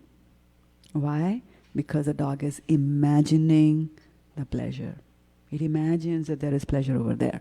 We imagine that there are pleasure in things. For example, we might imagine that if I make the Rasagulla, and by the way, Shukharupa Mataji makes wonderful gulab jamuns, and so she made like 400 of them recently, but I have to tell you, I ate only half of it because I read this. I'm just kidding. So, so gulab jamuns, beautiful, amazing gulab jamuns, and they are super tasty. So eating them, the thought of eating them is going to give pleasure to us. So we think that they have pleasure. So your mom makes a nice, batch of gulab jamuns, puts them in the refrigerator to cool, and says, okay, let them be there for half an hour, and then you can take it out and you can have a few. And then you are, just waiting for the clock. Okay, half an hour has happened, and now is the time for me to go and get the gulab jamuns. And you take the gulab jamuns in a nice bowl, you sit down on your dining table, and then your phone rings. And your friend is on the phone, and the friend is saying that, you know what, the exam results are out, and you failed in chemistry. And now you try to eat the gulab jamun. It won't taste anything. So things don't have the taste in it. It's our mind that thinks. So by itself, gulab jamun standalone doesn't make any sense by way of pleasures. It neglects any opportunities. And most of the time it will neglect opportunities because it is afraid. We are afraid. And why are we afraid? Because we think we are different from Krishna and we have no faith in Krishna. If we have faith in Krishna, rakshishati iti vishvaso, if we have faith in Krishna that he will save me, right? If you have faith that rakhe Krishna mare ke, if Krishna is going to keep me, who can, kill me? Then you won't have fear. There. So we neglect the opportunities. For example, your boss can come and tell you that, you know what, there's a very nice opportunity for you to head a department center in Utah. Would you like to go there? And then your mind will start telling you that, but what if I don't succeed? And what if, this doesn't happen? And what if the people don't like me and this and that? And so all kinds of thoughts the mind will keep on telling you. And because it magnifies the problems. And it also imagines the pleasure that you're having here, now, in your current job, that you will give up those opportunities. And then the mind also, helps you in neglecting the opportunities every morning when we sit down to do the japa. Right? It goes here and there, everywhere. And you miss that wonderful opportunity of chanting in the early mornings of the day. You neglect the opportunities. And it denies the reality. Mind just loves to deny the reality. That's why we love to watch movies, right? We go to movie theaters just to do that. And what is there in the movie theater? You enter a movie theater, there's a screen, and when you enter, there's light, so you can see, right? You can see people around you, you can see there is a screen. If you look back, you might even see the projector from where they are projecting the movie onto the screen. But then what do? They switch off the lights so that you can't see. And then your mind gets focused on whatever is coming on the screen. And then after some time, you start relating with that. So if the hero is being chased by a tiger, your adrenaline goes up. If the heroine is crying, you're looking for a handkerchief for her. Right? So we get so caught up in that. We like it. We like to be in that dream world. But the reality, we just like to cover it under the carpets. You go to a party and want to talk about death to them. They won't, they will change the topic. They want to just not, they don't like the reality. They will just, and especially, another example is when you are making some mistake, when you make a mistake, when you have a fault. Then we always want to deny the reality that we were at mistake. We always try to throw the blame on this and that, and she did this and he did that, and this was not good and that was not this instrument was wrong, and I slept late yesterday, so I couldn't do my japa right and all that stuff. So the reality we have to understand. The reality is that, but the mind will do all those things for us there. So this mind, you have to remember that there is a hierarchy that Krishna mentions in the Bhagavad Gita, that lowest of all is the dead material matter. This is dead, right, in itself. Now, and higher than the material are the senses. So if I take the sense organ, I take my hand, if I touch it, and I move, I can get some information about it, about the texture, about the temperature, and so on and so forth. So lowest is the dead matter. Above the dead matter are the senses. Above the senses is the mind. And above the mind is the intelligence. And above the intelligence is you, my dear, the soul. Right? So what you're saying is, where were you supposed to invest? Tad Atmanas? Right? Tad Atmanas. Atmanas is your mind. And Tad is that. So they are saying you invest it in that. So what is that? Up until now they are saying that is the absolute truth. And Krishna is explaining, in the purport Krishna is explaining, hey, by the way, before you jump to conclusion and think that the absolute truth is something very vague, and maybe it's an energy or maybe something, light or something like that, he's saying the absolute truth is Krishna, the Supreme Personality of Godhead. So you should invest your mind in that. You invest your mind in Krishna. So you should have thoughts of Krishna. Like that, chant about Krishna. Then the next investment that you're going to make is Tad Buddhayas, that you should invest your intelligence in Krishna. So in Bhagavad Gita 18 and 70, so intelligence is basically, like you can use your intelligence to do certain things. You use your intelligence to discriminate. So when you are using your intelligence for Krishna, then you will always be looking at every situation and every thought that your mind presents before you. The intelligence is going to act on it and say, like, is it in favor of Krishna consciousness? Is it in favor of bhakti, my progress in bhakti or not? Right? So bhakti by itself is defined as anukulena, right? So you have to do things which are anukulena krishnanu pratikulena varjita. So you have to do things which are favorable to Krishna and not do things which are unfavorable to Krishna. But the mind is a factory of thoughts. All that the mind does is to create and generate thoughts for you. Right? So, but on top of the mind is the intelligence, which is able to discriminate and say that, no, you should not do that. Like that. Okay? So that intelligence also can be invested in Krishna. Try to think of things on how to, and use your intelligence to discriminate in favor of Krishna consciousness, to come up with new things on how do you improve Krishna consciousness for you as well as for others, to find out new methods of teaching.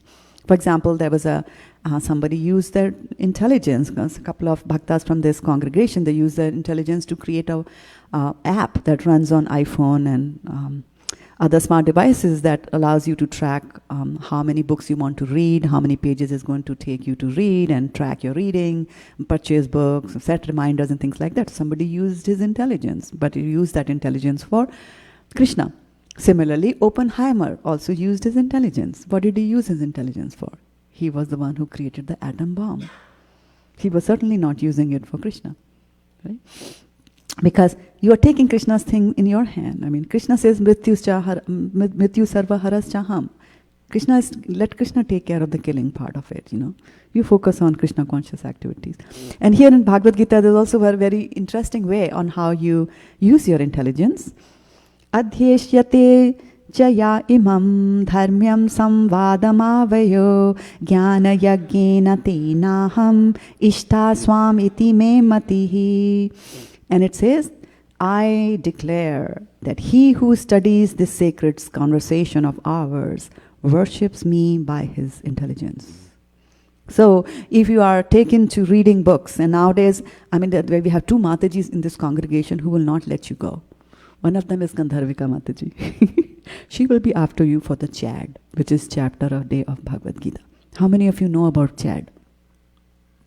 Okay, those of you who don't know, talk to me during the break tonight, and I will tell you how to enroll yourself in Chad. It's about reading a chapter of Bhagavad Gita every day, just the translations, so it won't take you more than 10 minutes of your time.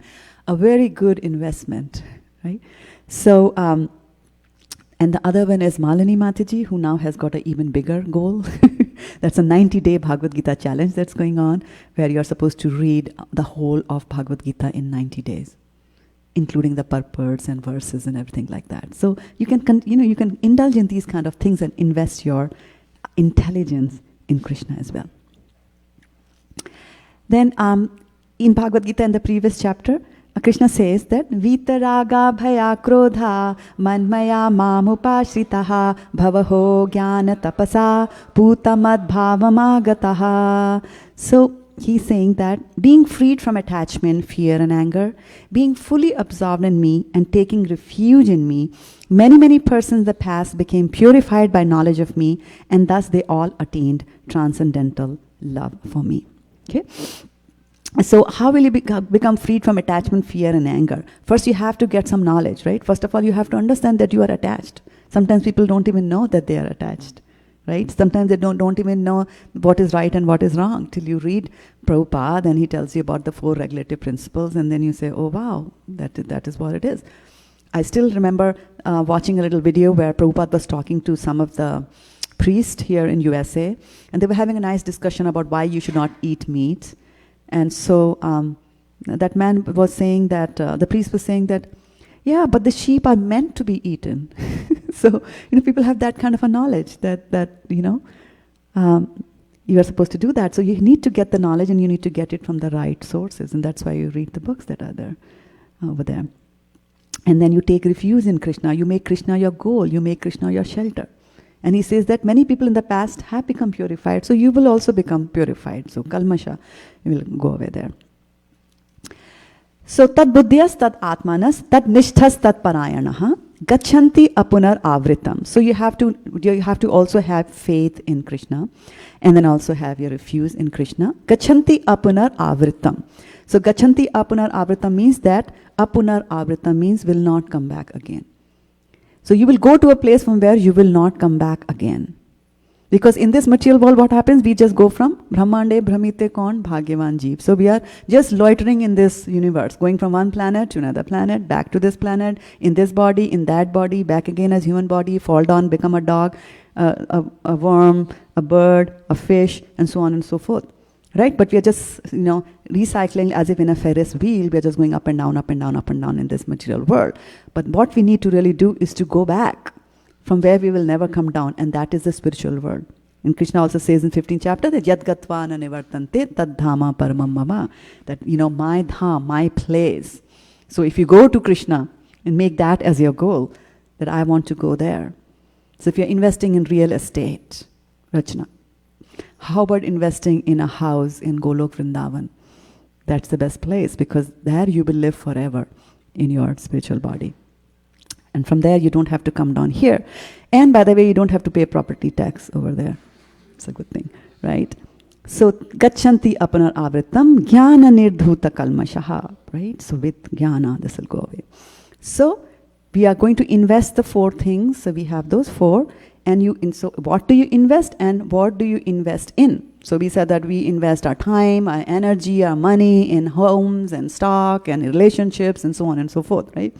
But what do you have to invest in now here? Krishna's 101 of investment says you invest 4 of your things, your mind, your intelligence, your refuge and your faith. And where do you invest? Invest it in Krishna, in the Tat, right?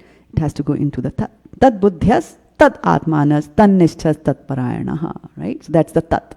And then of course the Tat changes the shape, becomes Tad or Tan because of the Sanskrit language, right? Like that. So we have mentioned there in this verse about the Tat. So we talked about investing your intelligence, and we said invest your mind into Krishna, and then refuge, right? Mat parayanaha. So what is refuge? It's a condition of being safe or sheltered from pursuit, danger, or trouble. And Krishna says, Sarv dharman paritajya mam ekam sharanam vraja aham tvam sarva papebhyo mokshisyami masucha. Right? I will deliver you from everything. Just surrender unto me. So take shelter, take refuge at his lotus feet, right? Make Krishna your goal. That means that. So in the previous verse they are describing the Supreme there, and then in this verse they are saying that. That in pure Sanskrit just means, Tat in pure Sanskrit just means that. So here we have to understand in the context of the previous verse, right? In the subsequent verses that we are talking about God, like that. Or Krishna. So here's an interesting thing that I found about refuge. They said the origin of refuge, the word refuge. It says late Middle English from Old French and from Latin, refugium, and from Latin, which means means back and fugere means flee. I really like the word fugere, flee, because when you're trying to go back to Godhead, you really should try to flee from this material world. Don't make yourself cozy in this material world. There is no coziness there. Very soon, something will come and it'll change and it'll throw away your coziness and you'll be back into the rut again. So try your best as far as possible to go back to your new home in this lifetime itself. And it is possible. Maharaj Khatbanga did it in 30 seconds. Dhruv Maharaj found God in 6 months. So you can do that. If you invest your mind and you invest your intelligence in Krishna, it is possible. And the good news is that the rules are very much relaxed in Kali Yuga. You don't have to meditate, you don't have to do yagyas, you don't even have to go to the temple, although it's a very good thing to do.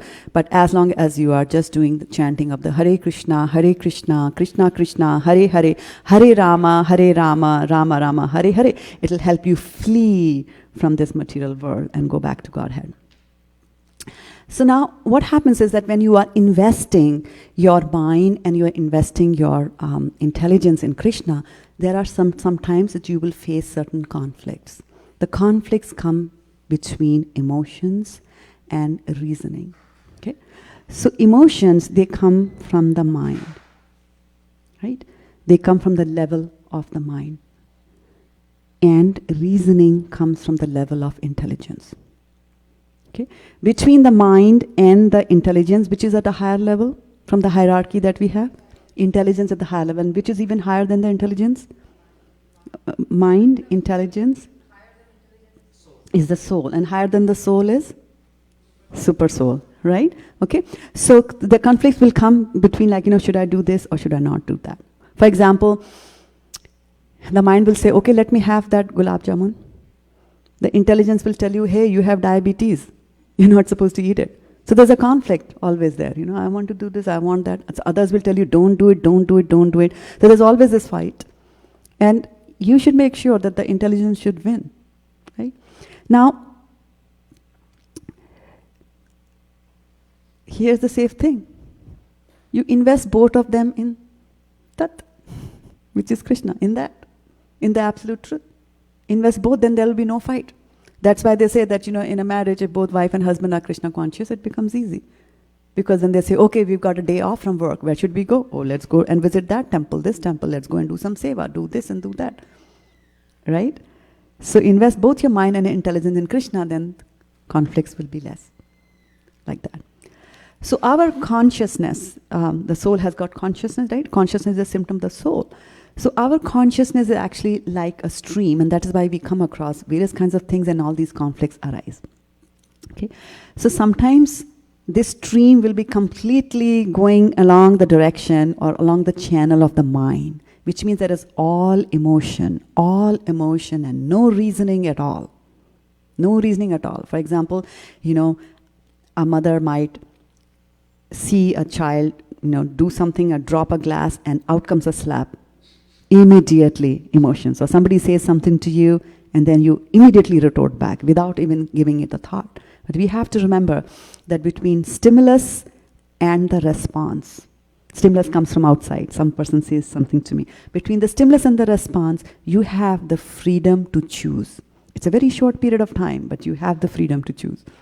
And so to do that, we have to be armed with knowledge and to understand the workings of the mind, the workings of the intelligence, the hierarchy and things like that, to be able to make the right decision. So in the mind channel, sometimes you see, as managers at work or even observing other colleagues, sometimes you might say like, look at that person, he's all emotions. He's all emotions. They get so worked up about something, right? And there's no reasoning, they're talking, and it's all blah, blah, blah, blah, blah, blah, blah, like that. So that is the mind channel. So your consciousness can sometimes be flowing on the mind channel. Sometimes it could be flowing on the intelligence channel also. So you can get attracted to something based on just emotions, based on the mind, the reactions, the mind is being fed things from the senses, they are capturing something from the environment, and you see that, and you get attracted to that. Sometimes you could get attracted to something using your intelligence. You might say that, oh, okay, so this is a nice rasgulla, and then it's got a nice white design on top of it, and it's got some nice little colored things sprinkled on it. And so from the mind perspective, you're looking at it and you're attracted, it's very nice. But if you are attracted towards it from the, when you're looking at it from your intelligence perspective, you'll say, no, you know what, I don't even know what color they used for those sprinklers on the top. Is it safe for me or not for health? And things like that, so the attraction is not there. On the other hand, the intelligence might get attracted to an apple, because it knows an apple a day keeps the doctor away, right? So you could get attracted to things from different levels that you're coming from, right? You could also be working on a very different level, because of course there is mind and then there is intelligence, but then higher than mind and intelligence, at a higher level is faith, which you get, which you have. And so sometimes people will work on the channel of faith. They do it not because their mind is telling them, not because their intelligence, but because that faith is telling them, that feeling is there in them. So that is when you put your refuge in, when you put your faith in Krishna, not the refuge, when you're putting your faith, right? Tat nishthas, right? So nishthas there is like you're putting your faith. So then the question is like, where will I get the faith? Where will I get the faith that I should invest in Krishna? My faith right now is that, Google is doing very good. I should put my faith over there, right? I shouldn't put my investment, my time, energy. Why should I get up in the morning and then chant rounds, right? So how do I get that faith? So here in Bhagavatam, we have Kapildev. Satam prasangam mama virya samvido bhavanti hritkarna rasayana katha Tajjoshnadashvapavargavartmani Shraddha-ratir bhaktir-anukramashyati. So Satam are the good people. They are not the ones who do atyahara priyasascha. They are not those. Satam are devotees of the Lord. So when you are in the association of devotees, Satam prasangam is association, then what you do is when you are in the association, then you develop a desire to listen to the stories, the magnificent stories of Krishna. You develop a desire. Why? Because they are doing it. Matchitta madgata prana bodhayantas parasparam kathayantas chamam nityam tushyanti cha ramanti cha. So what do the pure devotees of the Lord do? They discuss pastimes of the Lord's books, things like that. And they are very much engaged in that. For example, I remember Praveen Prabhu was engaged in distributing some Srimad Bhagavatam sets for his company, Facebook. And so he's trying to bring Krishna to people's book. And so there was a lot of discussion going on, there was a lot of WhatsApp messages going on, and there was a lot of satisfaction, there was a lot of happiness. Why? Because we are using our intelligence, we're using our mind in the service of Krishna. And that will always give you satisfaction. So when you come into the association of such people and you see them feeling very happy by doing that, right? So you will get affected by that. Just as an iron rod, when it comes in contact with the fire, takes on the properties of the fire, so you will also become that, right? So then what will happen? That ashva, tat joshnad ashva apavarga vartamani. So then what will happen is that once you cultivate this desire to listen to Krishna Katha, then very soon, ashva, you will turn towards the path of apavarga. Pavarga is when you are attached to material things, and apavarga is opposite of that, when you get attached to non-material or spiritual activities and spiritual things. So that is apavarga. So you then start walking, which is also liberation from this material world. So you start walking on the path of liberation. So in the association of devotees, you change your steering wheel, you move your steering wheel, and you are headed now in another direction. And then once you are on that path, then Shraddha, which is faith, Ratir and Bhakti, right? These three things, then Shraddha, attachment, and then Bhakti, Anukramashyati, that is step by step they will come. They will come, they will take their time, but they will come, okay? So, so we have to develop our faith, and then of course, the pure devotees of the Lord have their faith in Krishna, so you will also be able to invest your faith in Krishna, because now you start seeing the benefits. And Prabhupada says, in the purport, very interesting things, that he says that mystic yoga, where people just do dhyana and they're concentrating on the Supreme Soul in their heart, right, is all right for the time being. It's all right if you're doing it for some time for an individual person, but it is like the cleansing of a small quantity of stagnant water by chemical processes. So you have water purifiers in your home, you're just cleansing a little thing there. You're just purifying yourself, right? On the other hand, what about cleansing the whole ocean? How about trying to liberate everybody in this world? And that is what the devotees do. Not only do they cleanse themselves, they want to preach and distribute Krishna consciousness and prasadam and everything to everybody else over there. Right? So such clarification of water may stand for the time being and the sediments settle down, but a slight agitation, everything becomes muddy. For example, Vishwamitra, he was concentrating for 10,000 years. And then what did he hear? Just once the tinkling of the ankle bells of Menka, and gone totally. He leaves all that, goes and lives with her, has a daughter, and then hell broke loose over there, right? So the idea is that devotional service to the Lord is the only method for cleansing the heart for good, forever. Whereas other methods may be superficially good for the time being, there is a risk of becoming muddy again due to the agitation of the mind. Why? Because Vishaya vinivartante niraharasya dehina rasavarjam rasupyasya param drishtva nivartate. So it says that if you try to, this is from Bhagavad Gita, Krishna says that if you try to artificially control things and give up things, although the taste for that will still remain. If I tell you that, don't eat tur dal, so I'm going to kill you. If you eat tur dal, you might give up and not eat tur dal, but there's nobody that prevents your mind from thinking about tur dal. However, if I give you sambar and I tell you, can you give up tur dal? You'll say yes, because I have found my sambar. So when you get a higher taste, it's easier to give up the lower taste. So you have to find that higher taste there. And the higher taste actually comes in bhakti only, because then you are in direct connection with Krishna. Okay? Like that.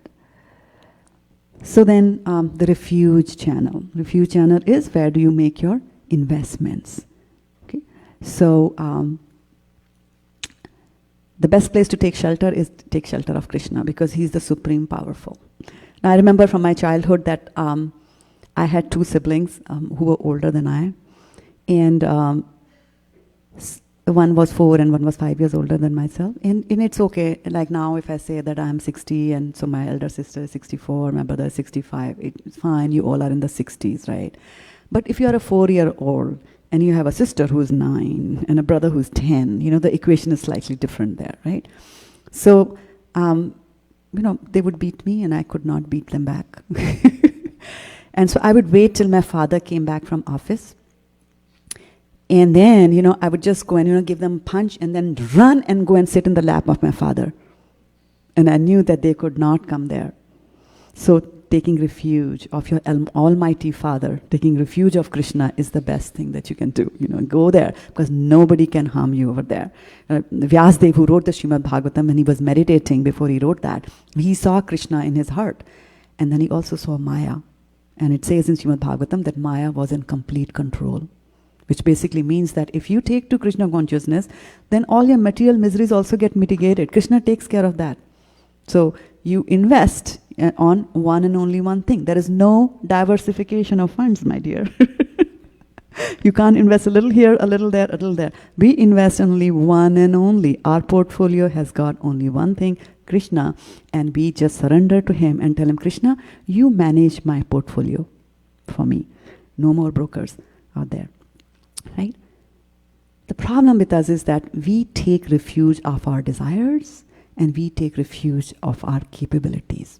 But we do not know, ahankara vimodatma kartaham iti manyate. Right? We are thinking of the I-ness. I am the doer. I am not the doer. I don't do anything. I can't even do anything. I don't even know how the food gets digested. In my body, I have no say in it. Right? Like that. So Krishna Bhakta Nishkama Ateva Shanta Bhukti Mukti Siddhi Kami Shakaliya Shanta. So when you are Hare Krishna, so when you are running after things, you want bhukti, you want to enjoy, you want mukti, you want liberation, siddhi, you want some mystic perfections, or you have just desires. Then sakali ashanta, you'll always be ashant, you'll be running after these things. But Krishna Bhakta, he's nishkama, he does his work, doesn't look after the results, he's surrendered to Krishna, ateva, and therefore he is shant, therefore he is peaceful. Right? Now, after investing in the stocks, I know that we are never peaceful. Right? We are watching that again and again. Oh my God, what happened? Mark Hurd died. So do you think the Oracle stock is going to go down? And do you think that Trump is going to attack China? What's going to happen? Do you think that the weapon company, the Lockheed Martin, will go up? Like constantly we're thinking about that, right? There's no shanti there at all.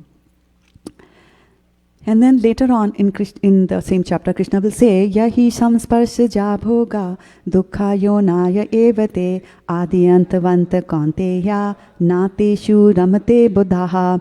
And so what it says is that an intelligent person does not take part in the sources of misery. If somebody is going to give you misery, why do you associate with that, right?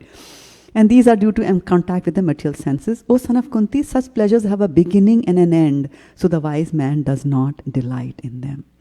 This material world has a beginning, has got an end, right? So if you're wise, then you will not go there. We want return on our investments, right? And by the way, I wanted all of you to welcome Sundarananda Prabhu.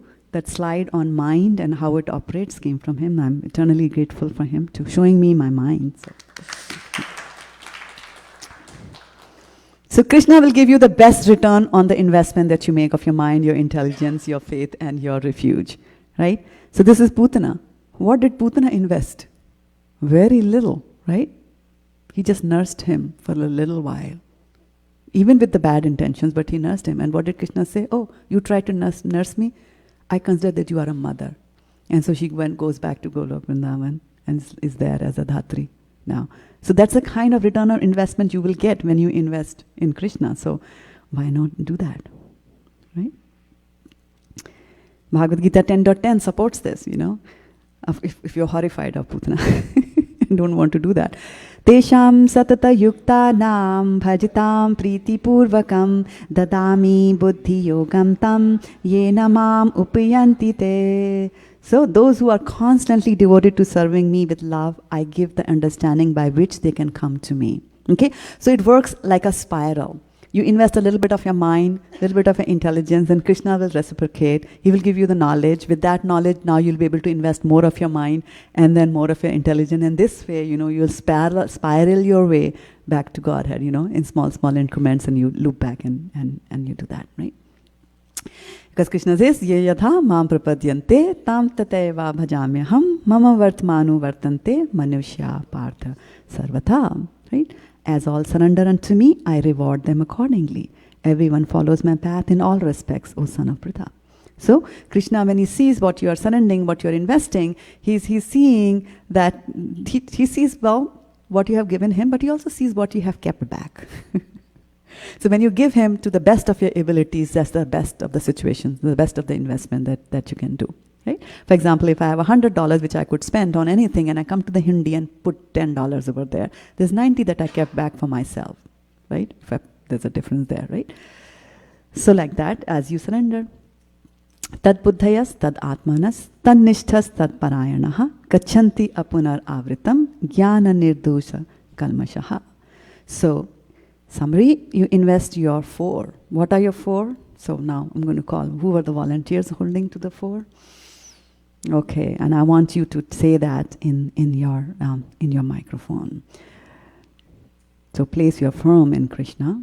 And who is Faith? Is Nimish Prabhu? Yes. Faith, okay. And? Intelligence. Intelligence. And? Who is refuge? Nobody took refuge of Krishna? Well, that's the most important thing. Refuge. Refuge. And? Mind. Mind. Very good. Okay. So I'll stop now here and take reflections or questions. We have 4 minutes on the clock left for this. Yeah. Anything that you heard in the class. Reflections are easy. I don't have to answer them. But questions also you can ask.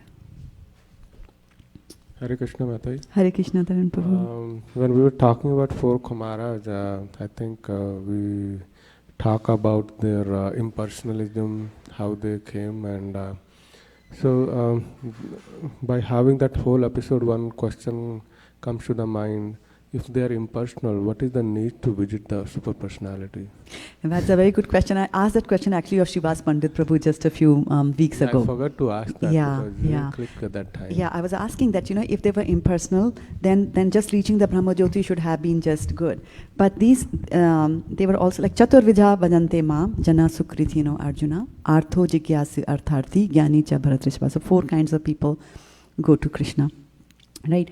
So Jnani, Artho, Jigyasu, Artho and Artharthi we understand. Those who are distressed, those who want some money or some economic gains, they come from. Then Jnani, Jigyasu and Jnani. Jnani, they know there is God, so they are now trying to find who is God. And then there is a Jigyasu. So these 4 Kumaras was also, they had a streak of Jigyasu in them. They had some vague idea also that, there could be something else there beyond this Brahmajyoti, so they traveled further. So yeah, I just came to know about it a week or so ago. I asked Shivas Pandit Prabhu this question there. Yeah, so they went there. But look at that jigyasa about the Supreme took them and made them into devotees. Yeah, Kotakarna Prabhu. I like that. I like so many things, but I like that point where Vishwamitra is compared to, there's an example given of Vishwamitra, that mystic yoga process is just it cleanses a part of the whole water. It doesn't cleanse the whole consciousness. So we need to have association of devotees for the complete. Exactly. Yeah. And there are so many instances in the Srimad Bhagavatam about fall down of people. I mean, there is Jal Bharata is there. Yeah, he was also there. He falls down. And then from the meditation, there's also this Shaubari Muni who is meditating. He's meditating under the sea. He's underwater, thousands of feet below the water. And then he just sees 2 fishes, and then he comes out and he wants to get married. And not only to 1 person, 2 person, 3 person, 4 person, he gets 50 wives. And then of course he, I don't know, but towards the end he gets disillusioned. And which is again, which goes back to what Sundaranand Prabhu was telling us, that mind imagines pleasure. He imagined that 1 wife is pleasure, 50 wives is 50 times the pleasure. But somewhere the math went wrong, right? And then he gives up all that, like that. So there are many instances of people they just fall down when they're just trying to meditate on it. Yeah.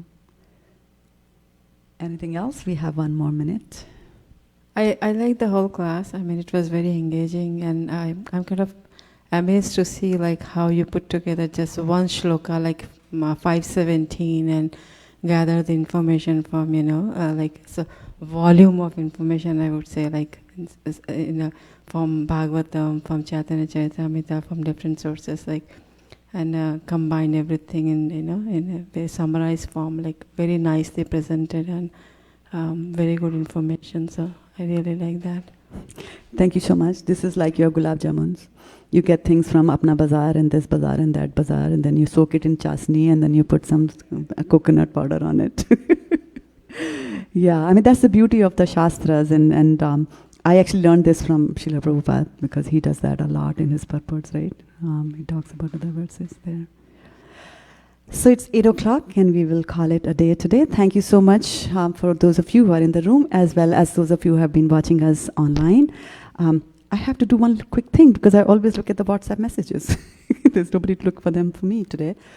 Just in case somebody sent me messages, but I don't think they are there, which is good because we are beyond time here. Vanchikalpatarubhyascha kripa sindhubhya cha patita nam pavnebhyo vaishnavebhyo namo namaha goprimanande hari hari bol.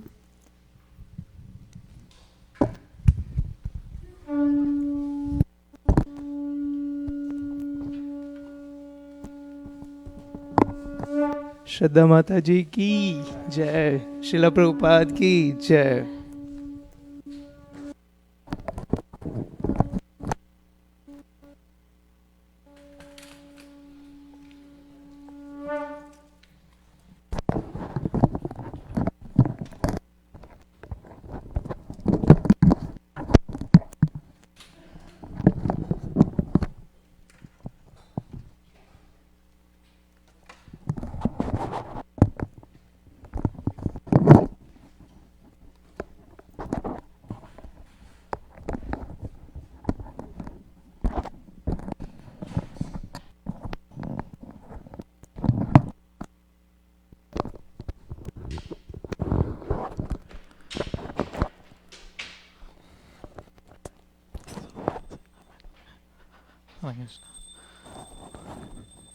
Namah Om Vishnupadaya Krishna Prastaya Bhutale Shri Mate Bhakti Vedanta Swami Niti Namine.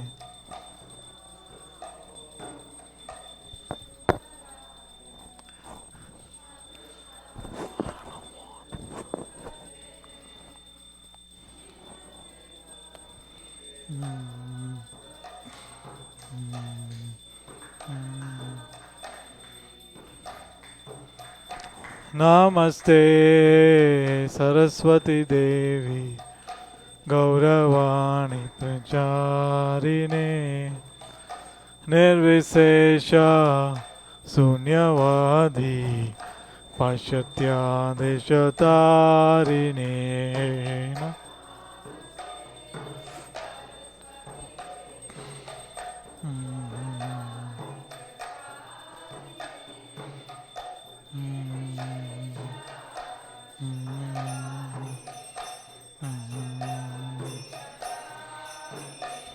Kiva Jayo Jaya Gaura Chande Arati Kishobha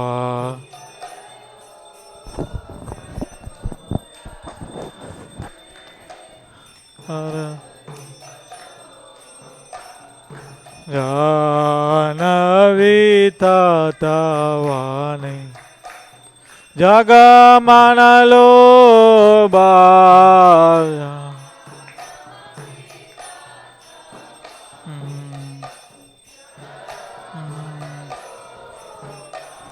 Kibadaki Nenitai Cha Bamegadadara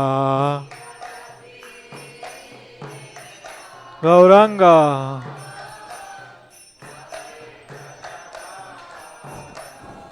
Nikate Advaita Srini Vasa Chatradara Nikate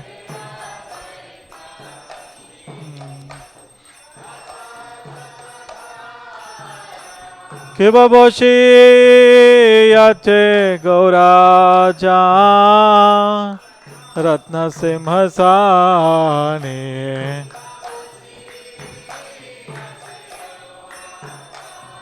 Gaura, Gaura, Gaura Hari Arati Korena Brahma Adi Devagane Ara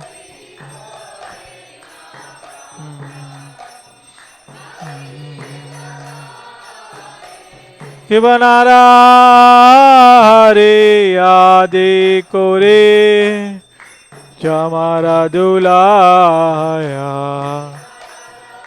Gauranga Gaura Hari Sanjaya Mukunda Bhasu Goshadigaya Sanjaya Mukunda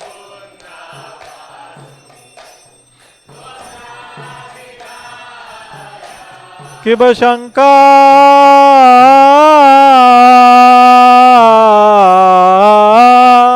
Baje Ganta Baje Baje Karatala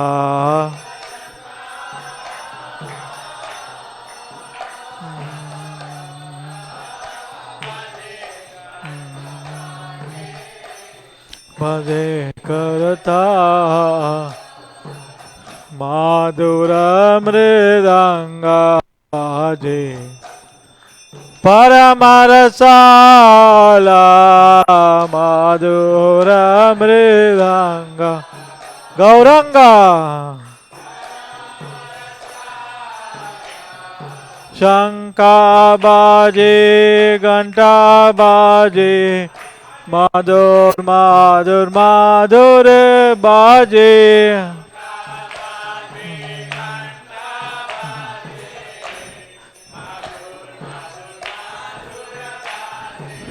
Shanka baje ganta baje Madhur Madhur Madhur baje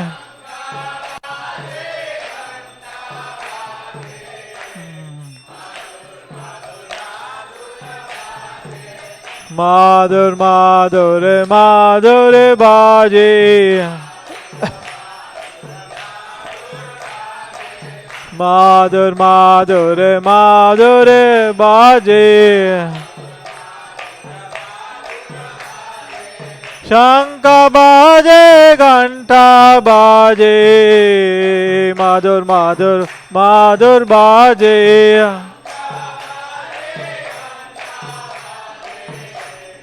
Madhur Madhur Madhur Madhur Madhur baje Madhur Gaurange arati ki shobha Jaga jana mana lobha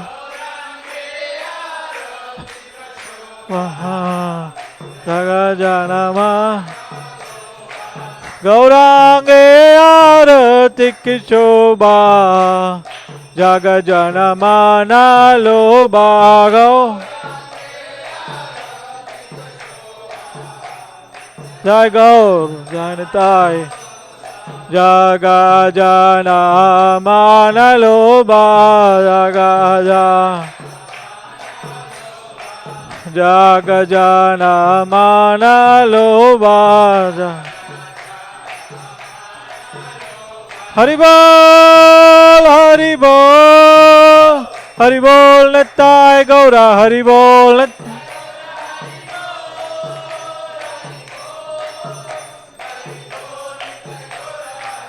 Nitai Gaura, Haribol, Haribol, Haribol Nitai Gaura, Haribol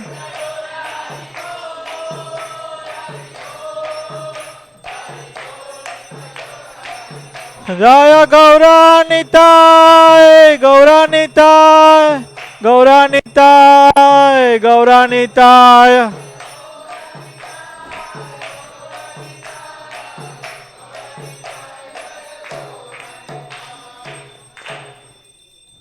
कि बबहो कोटि चंद्राजिनी वदन उज्ज्वला गौरांग गौर हरि गाला देसे बना माला कोरे जलमाला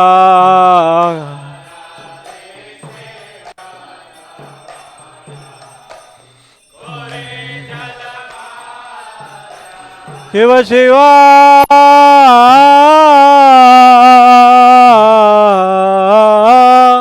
सुख नारदा प्रेमे गड़गाढ़ा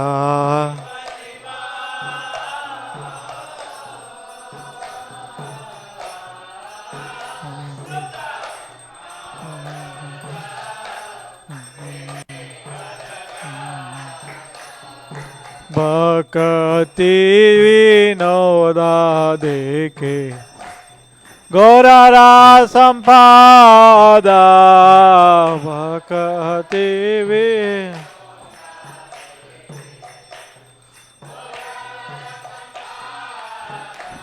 ठाकुर भक्ति विनोदा देखे गौरारा संपादा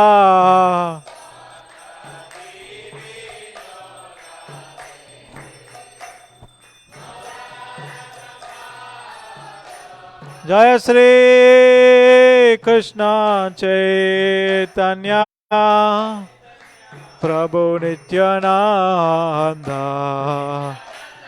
श्री अद्वैत गदाधर श्रीवासादि गौर भक्तवृंद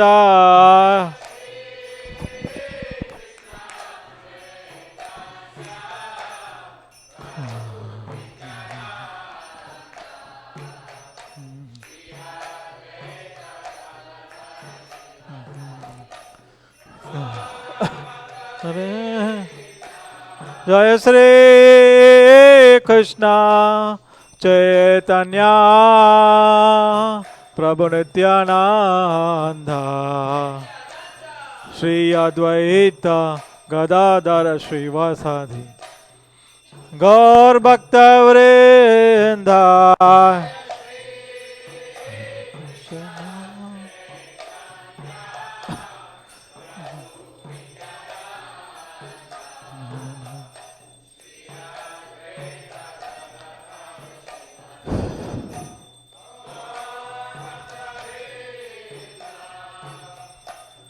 हरे Krishna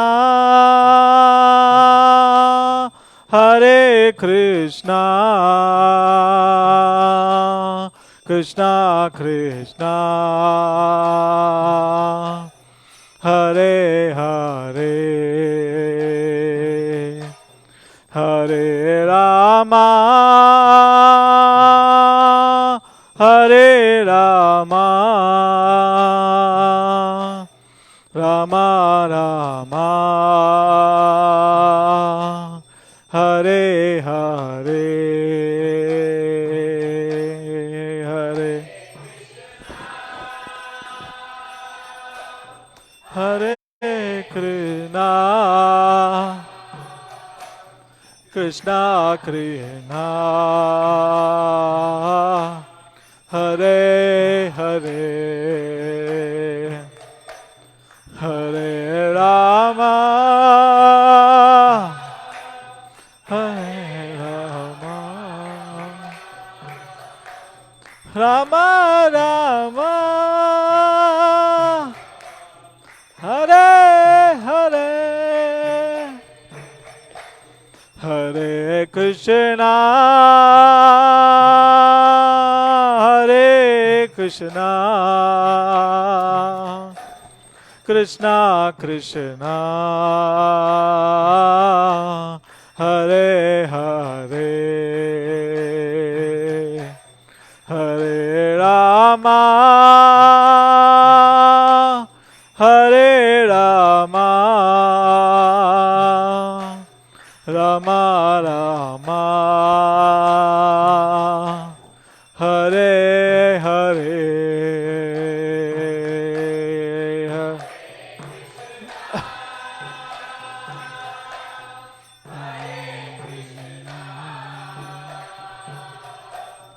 Krishna Krishna,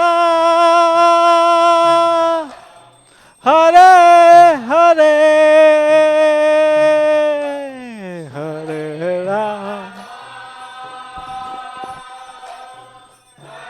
Rama, Rama Rama,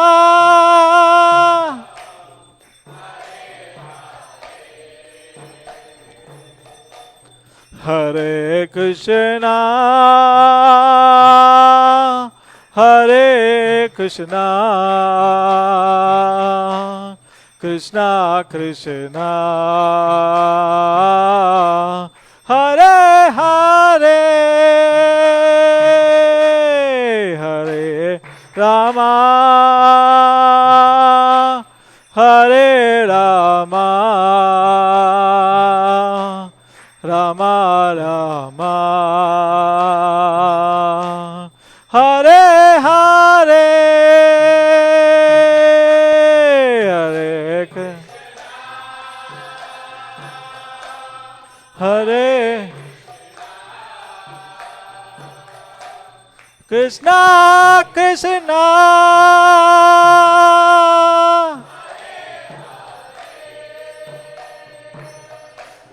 Hare Rama, Rama, Rama Rama, Hare Hare,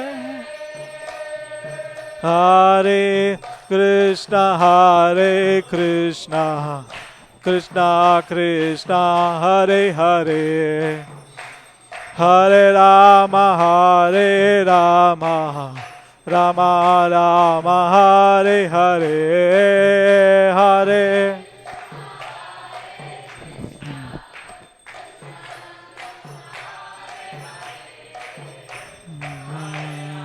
Hare Rama,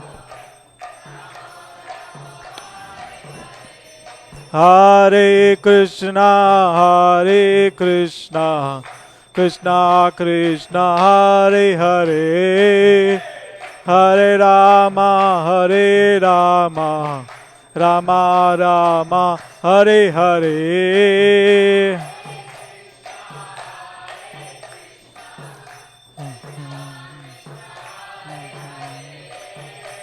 Hare Rama, Hare Rama, Rama Rama.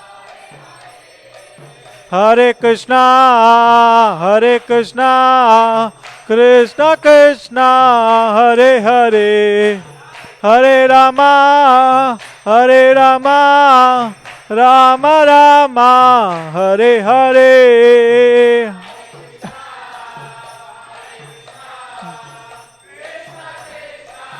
Hare Hare.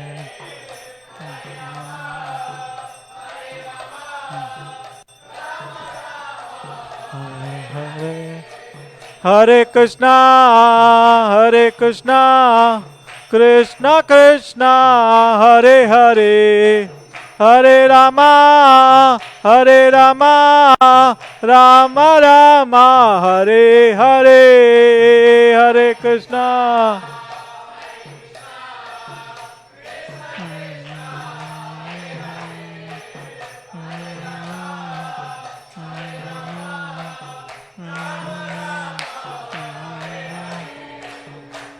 Hare Krishna, Hare Krishna, Krishna Krishna, Hare Hare, Hare Rama, Hare Rama, Rama Rama, Hare Hare,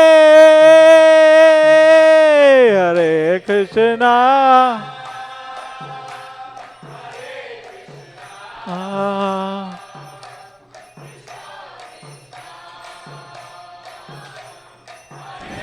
Hare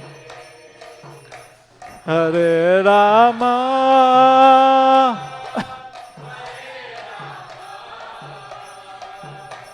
Rama Rama.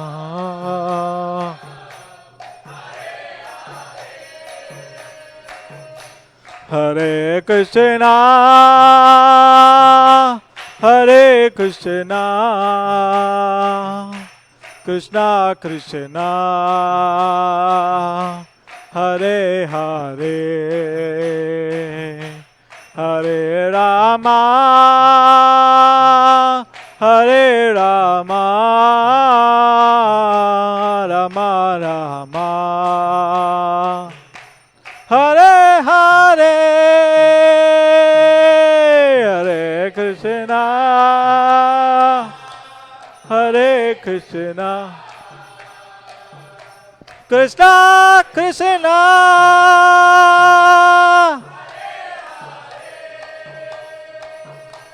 Hare Rama, Hare Rama, Rama Rama, Hare. Jai Radha Madan Mohan Radha Madan Mohan Radhe Jai Radha Jai Radha Madan Mohan Radha Madan Mohan Radhe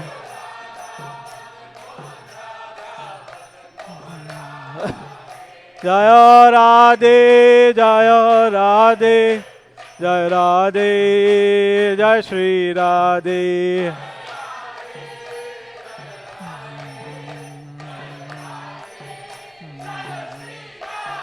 Jaya Lakshmi Narasimha, Jai Nara Hari. Lakshmi Narasimha, Jai Nara Hari.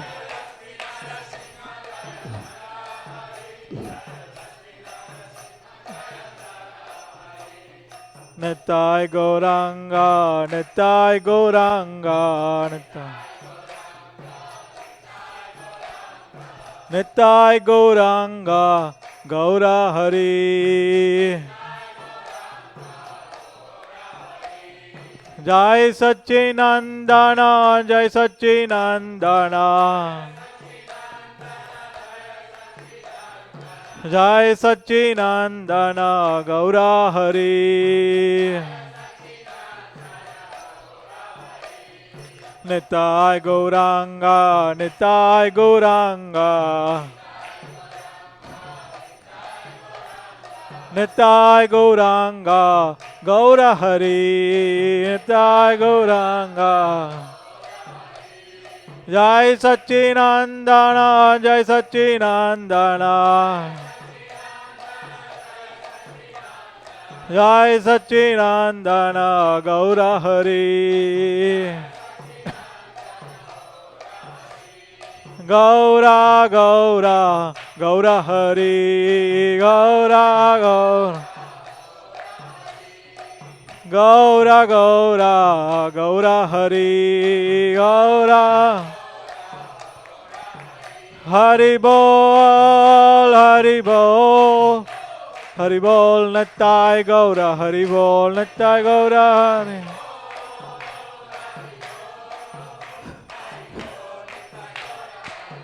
Jaya Jaya Prabhupada, Prabhupada, Prabhupada Jaya Jaya Prabhupada Jaya.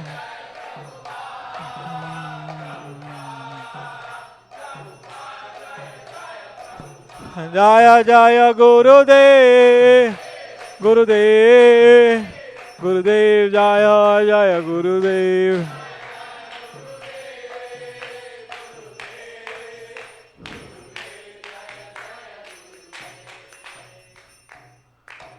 Jai Vishnupada Paramta Parigacharya Stotra San. His Divine Grace A.C. Bhaktivedanta Swami Srila Prabhupada ki. His co-founder Acharya Srila Prabhupada ki. Anandakoti Vaishnavrinda ki. Namacharya Srila Haridas Thakur ki. प्रेम से कहो श्री कृष्ण चैतन्य प्रभु नित्यानंद श्री अद्वैत गदाधर श्रीवासादि गौर भक्तवृंद की श्री श्री राधा कृष्ण गोप गोपीनाथ श्याम कुंड राधा कुंड गिरि गोवर्धन की वृंदावन मथुरा धाम की मायापुर नवद्वीप धाम की Ganga my Yamuna my की भक्ति देवी तुलसी महारानी की समवेद भक्तवृंद की Nitai Gaur Premanandi. All glories to assembled devotees. All glories to assembled devotees. All glories to assembled devotees. All glories to Shishi Guru and Gauranga.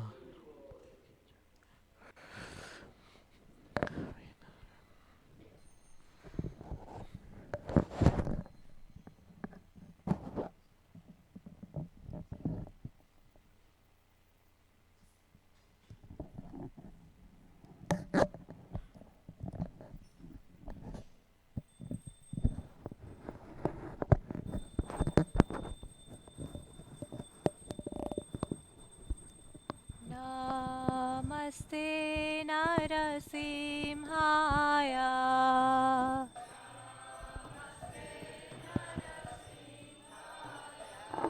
Prahlādalādadāyi de.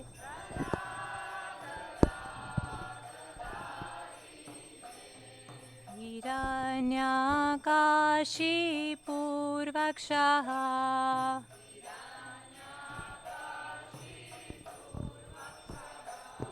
Hiranyakashipurvakshaha.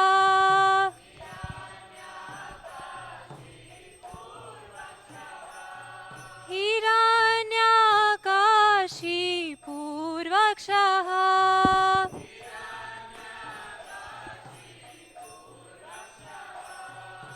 Shilatankanakalaye.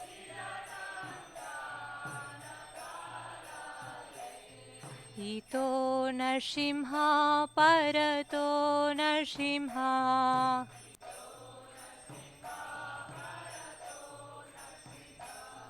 Ito Narsimha Parato Narsimha.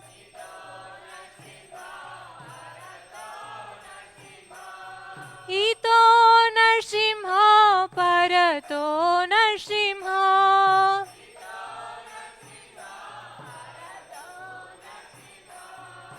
Yato yato yami tato Narsimha.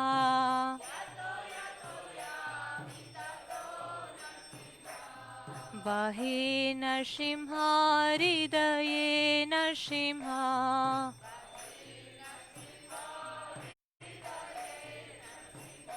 Narasinghamadhim Sharanam Prapadye.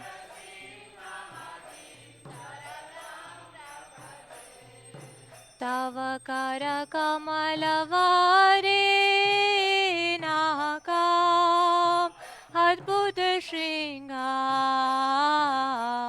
Dalita Hiranyakashipu Tanu Bhringam Keshavadrita Narahari Rupa Jai Jagadisha Hare Jaya Jagadisha Hare Jaya Jagadisha Hare.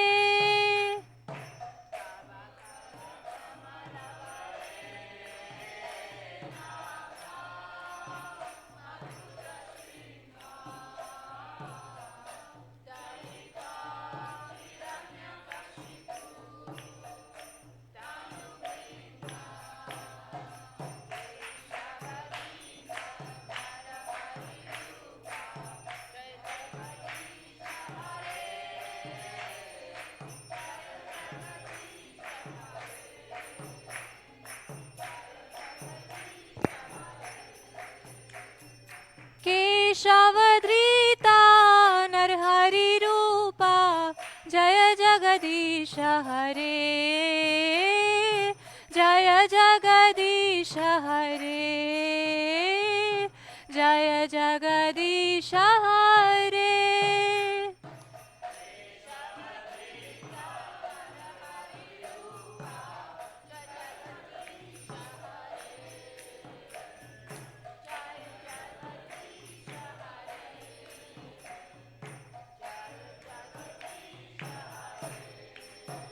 Jaya Narsimha Dev Jaya Narsimhadev, Jaya Narsimhadev.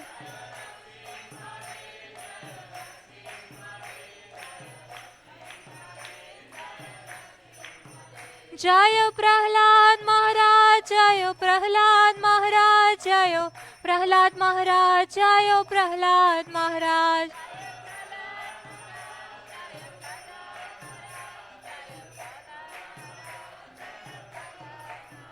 Jaya Jaya Prabhupada, Prabhupada, Prabhupada, Jaya Jaya Prabhupada.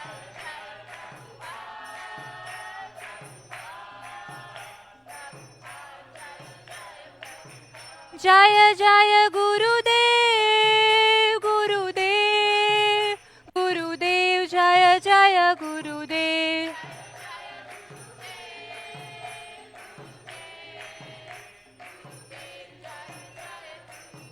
Nitai Gaura Hari Bol, Hari Bol, Hari Bol, Nitai Gaura Hari Bol.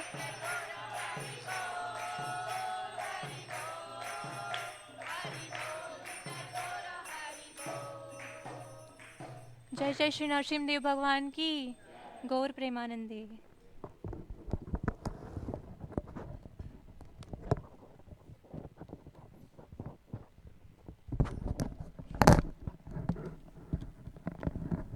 Hare Krishna, Hare Krishna, Krishna Krishna, Hare Hare, Hare Rama, Hare Rama, Rama Rama, Hare Hare.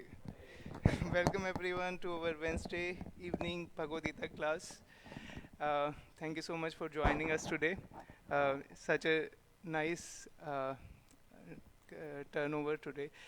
And today's class was given by Her Grace Shraddha Mataji on chapter 5, but there was a verse 5.17, and the topic of the class was how to invest, if I am not wrong, right? So, so Mataji told us 4 things: firm, F-I-R-M, firm. So we should invest 4 things in Krishna. Anyone remembers? So maybe we can all say together. What does, it's an acronym. What does F mean? Faith in Krishna. I means intelligence in Krishna. R means refuge in Krishna. And M means mind in Krishna. So there's a beautiful verse, 5.17. Please read it, and please watch the class if you have missed it. If we invest only in Krishna, then it will take over our material miseries and we'll get more and more bliss. On the other hand, if we invest in stocks, it only gives us agitation. So please, thank you so much. Let's give a big round of applause to Her Grace Shraddha Mataji. Hare Krishna, Hari Bol, Hari Bol, Hari Bol, Hari Bol.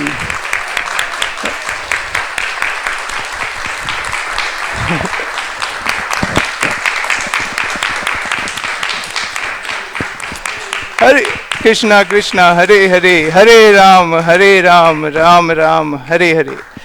And thank you so much for broadcasting also, Venudhari Gopal Prabhu and Charuni Mai Prabhu for covering the broadcast. Thank you so much.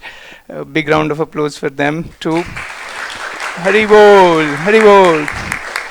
And then our Gaura Arti was led by His Grace Sundaranand Prabhu. So thank you so much for leading us into melodious Gaura Arti. Narsimha Arti by Kripali Mataji. Thank you so much for the melodious Narsimha Arti. Hari Bol. So, such a wonderful evening. We have more to come this weekend. Saturday and Sunday. It's going to be really, really, really special because somebody is coming back after a long time.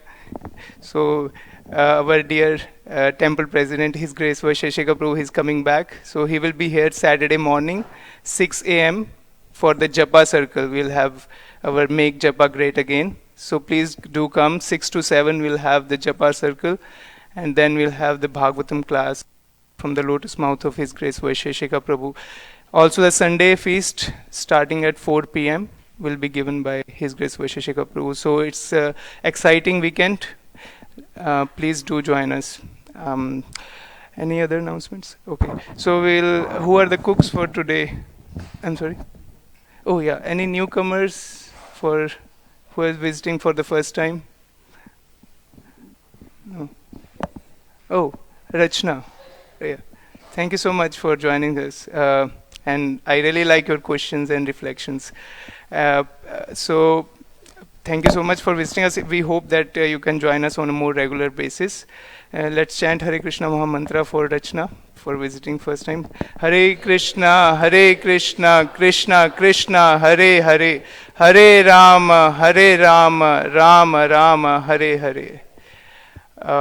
So who are the cooks for today? So Vishwapati Nityanand Prabhu, Rupa Shri Vasudha Mataji, Rohini, helped by many volunteers. So let's big round of applause for our Prasadam team. Hari Bol!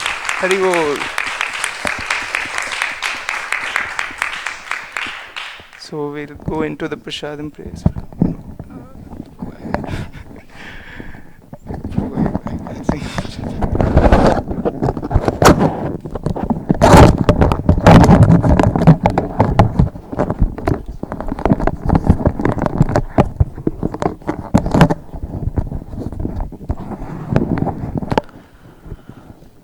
शरीरा विद्याजा जोटेन्द्रियता है का जीव फैले विषय सागरे तार मध्य जीवयति लोभो मय सुधुर्मति टाके जेटा कति न संसारे कृष्ण भरा दया मोर करी भरे जीव जो स्वप्रसादन दिलोबा तेनामृत पावो राधा कृष्ण गुण गावो प्रेमे राखो श्री चैतन्य निताय प्रेमे राखो श्री चैतन्य निताय महाप्रसादे गोविंदे नमः ब्राह्मणी वैष्णवे स्वल्प पुण्यवतं राजन् विश्वाष्णोजाय प्रसादे सर्वदुःखानां हानिरस्योपजायते प्रसन्ना चेतसो हि आशु बुद्धिर्पर्यावतिष्ठते त्वयोपभुक्ता श्रगन्धा वासोऽलङ्कार चर्चिता उच्चिष्ट भोजिनो दासस तवा मायम जये मही। श्री श्री भगवत महाप्रसादम की ताय गौर हरि बोल हरि बोल हरि बोल नताय गौर हरि ताय गौर हरि बोल हरि बोल हरि बोल नताय गौर हरि बोल। Please come take prasadam. Thank you.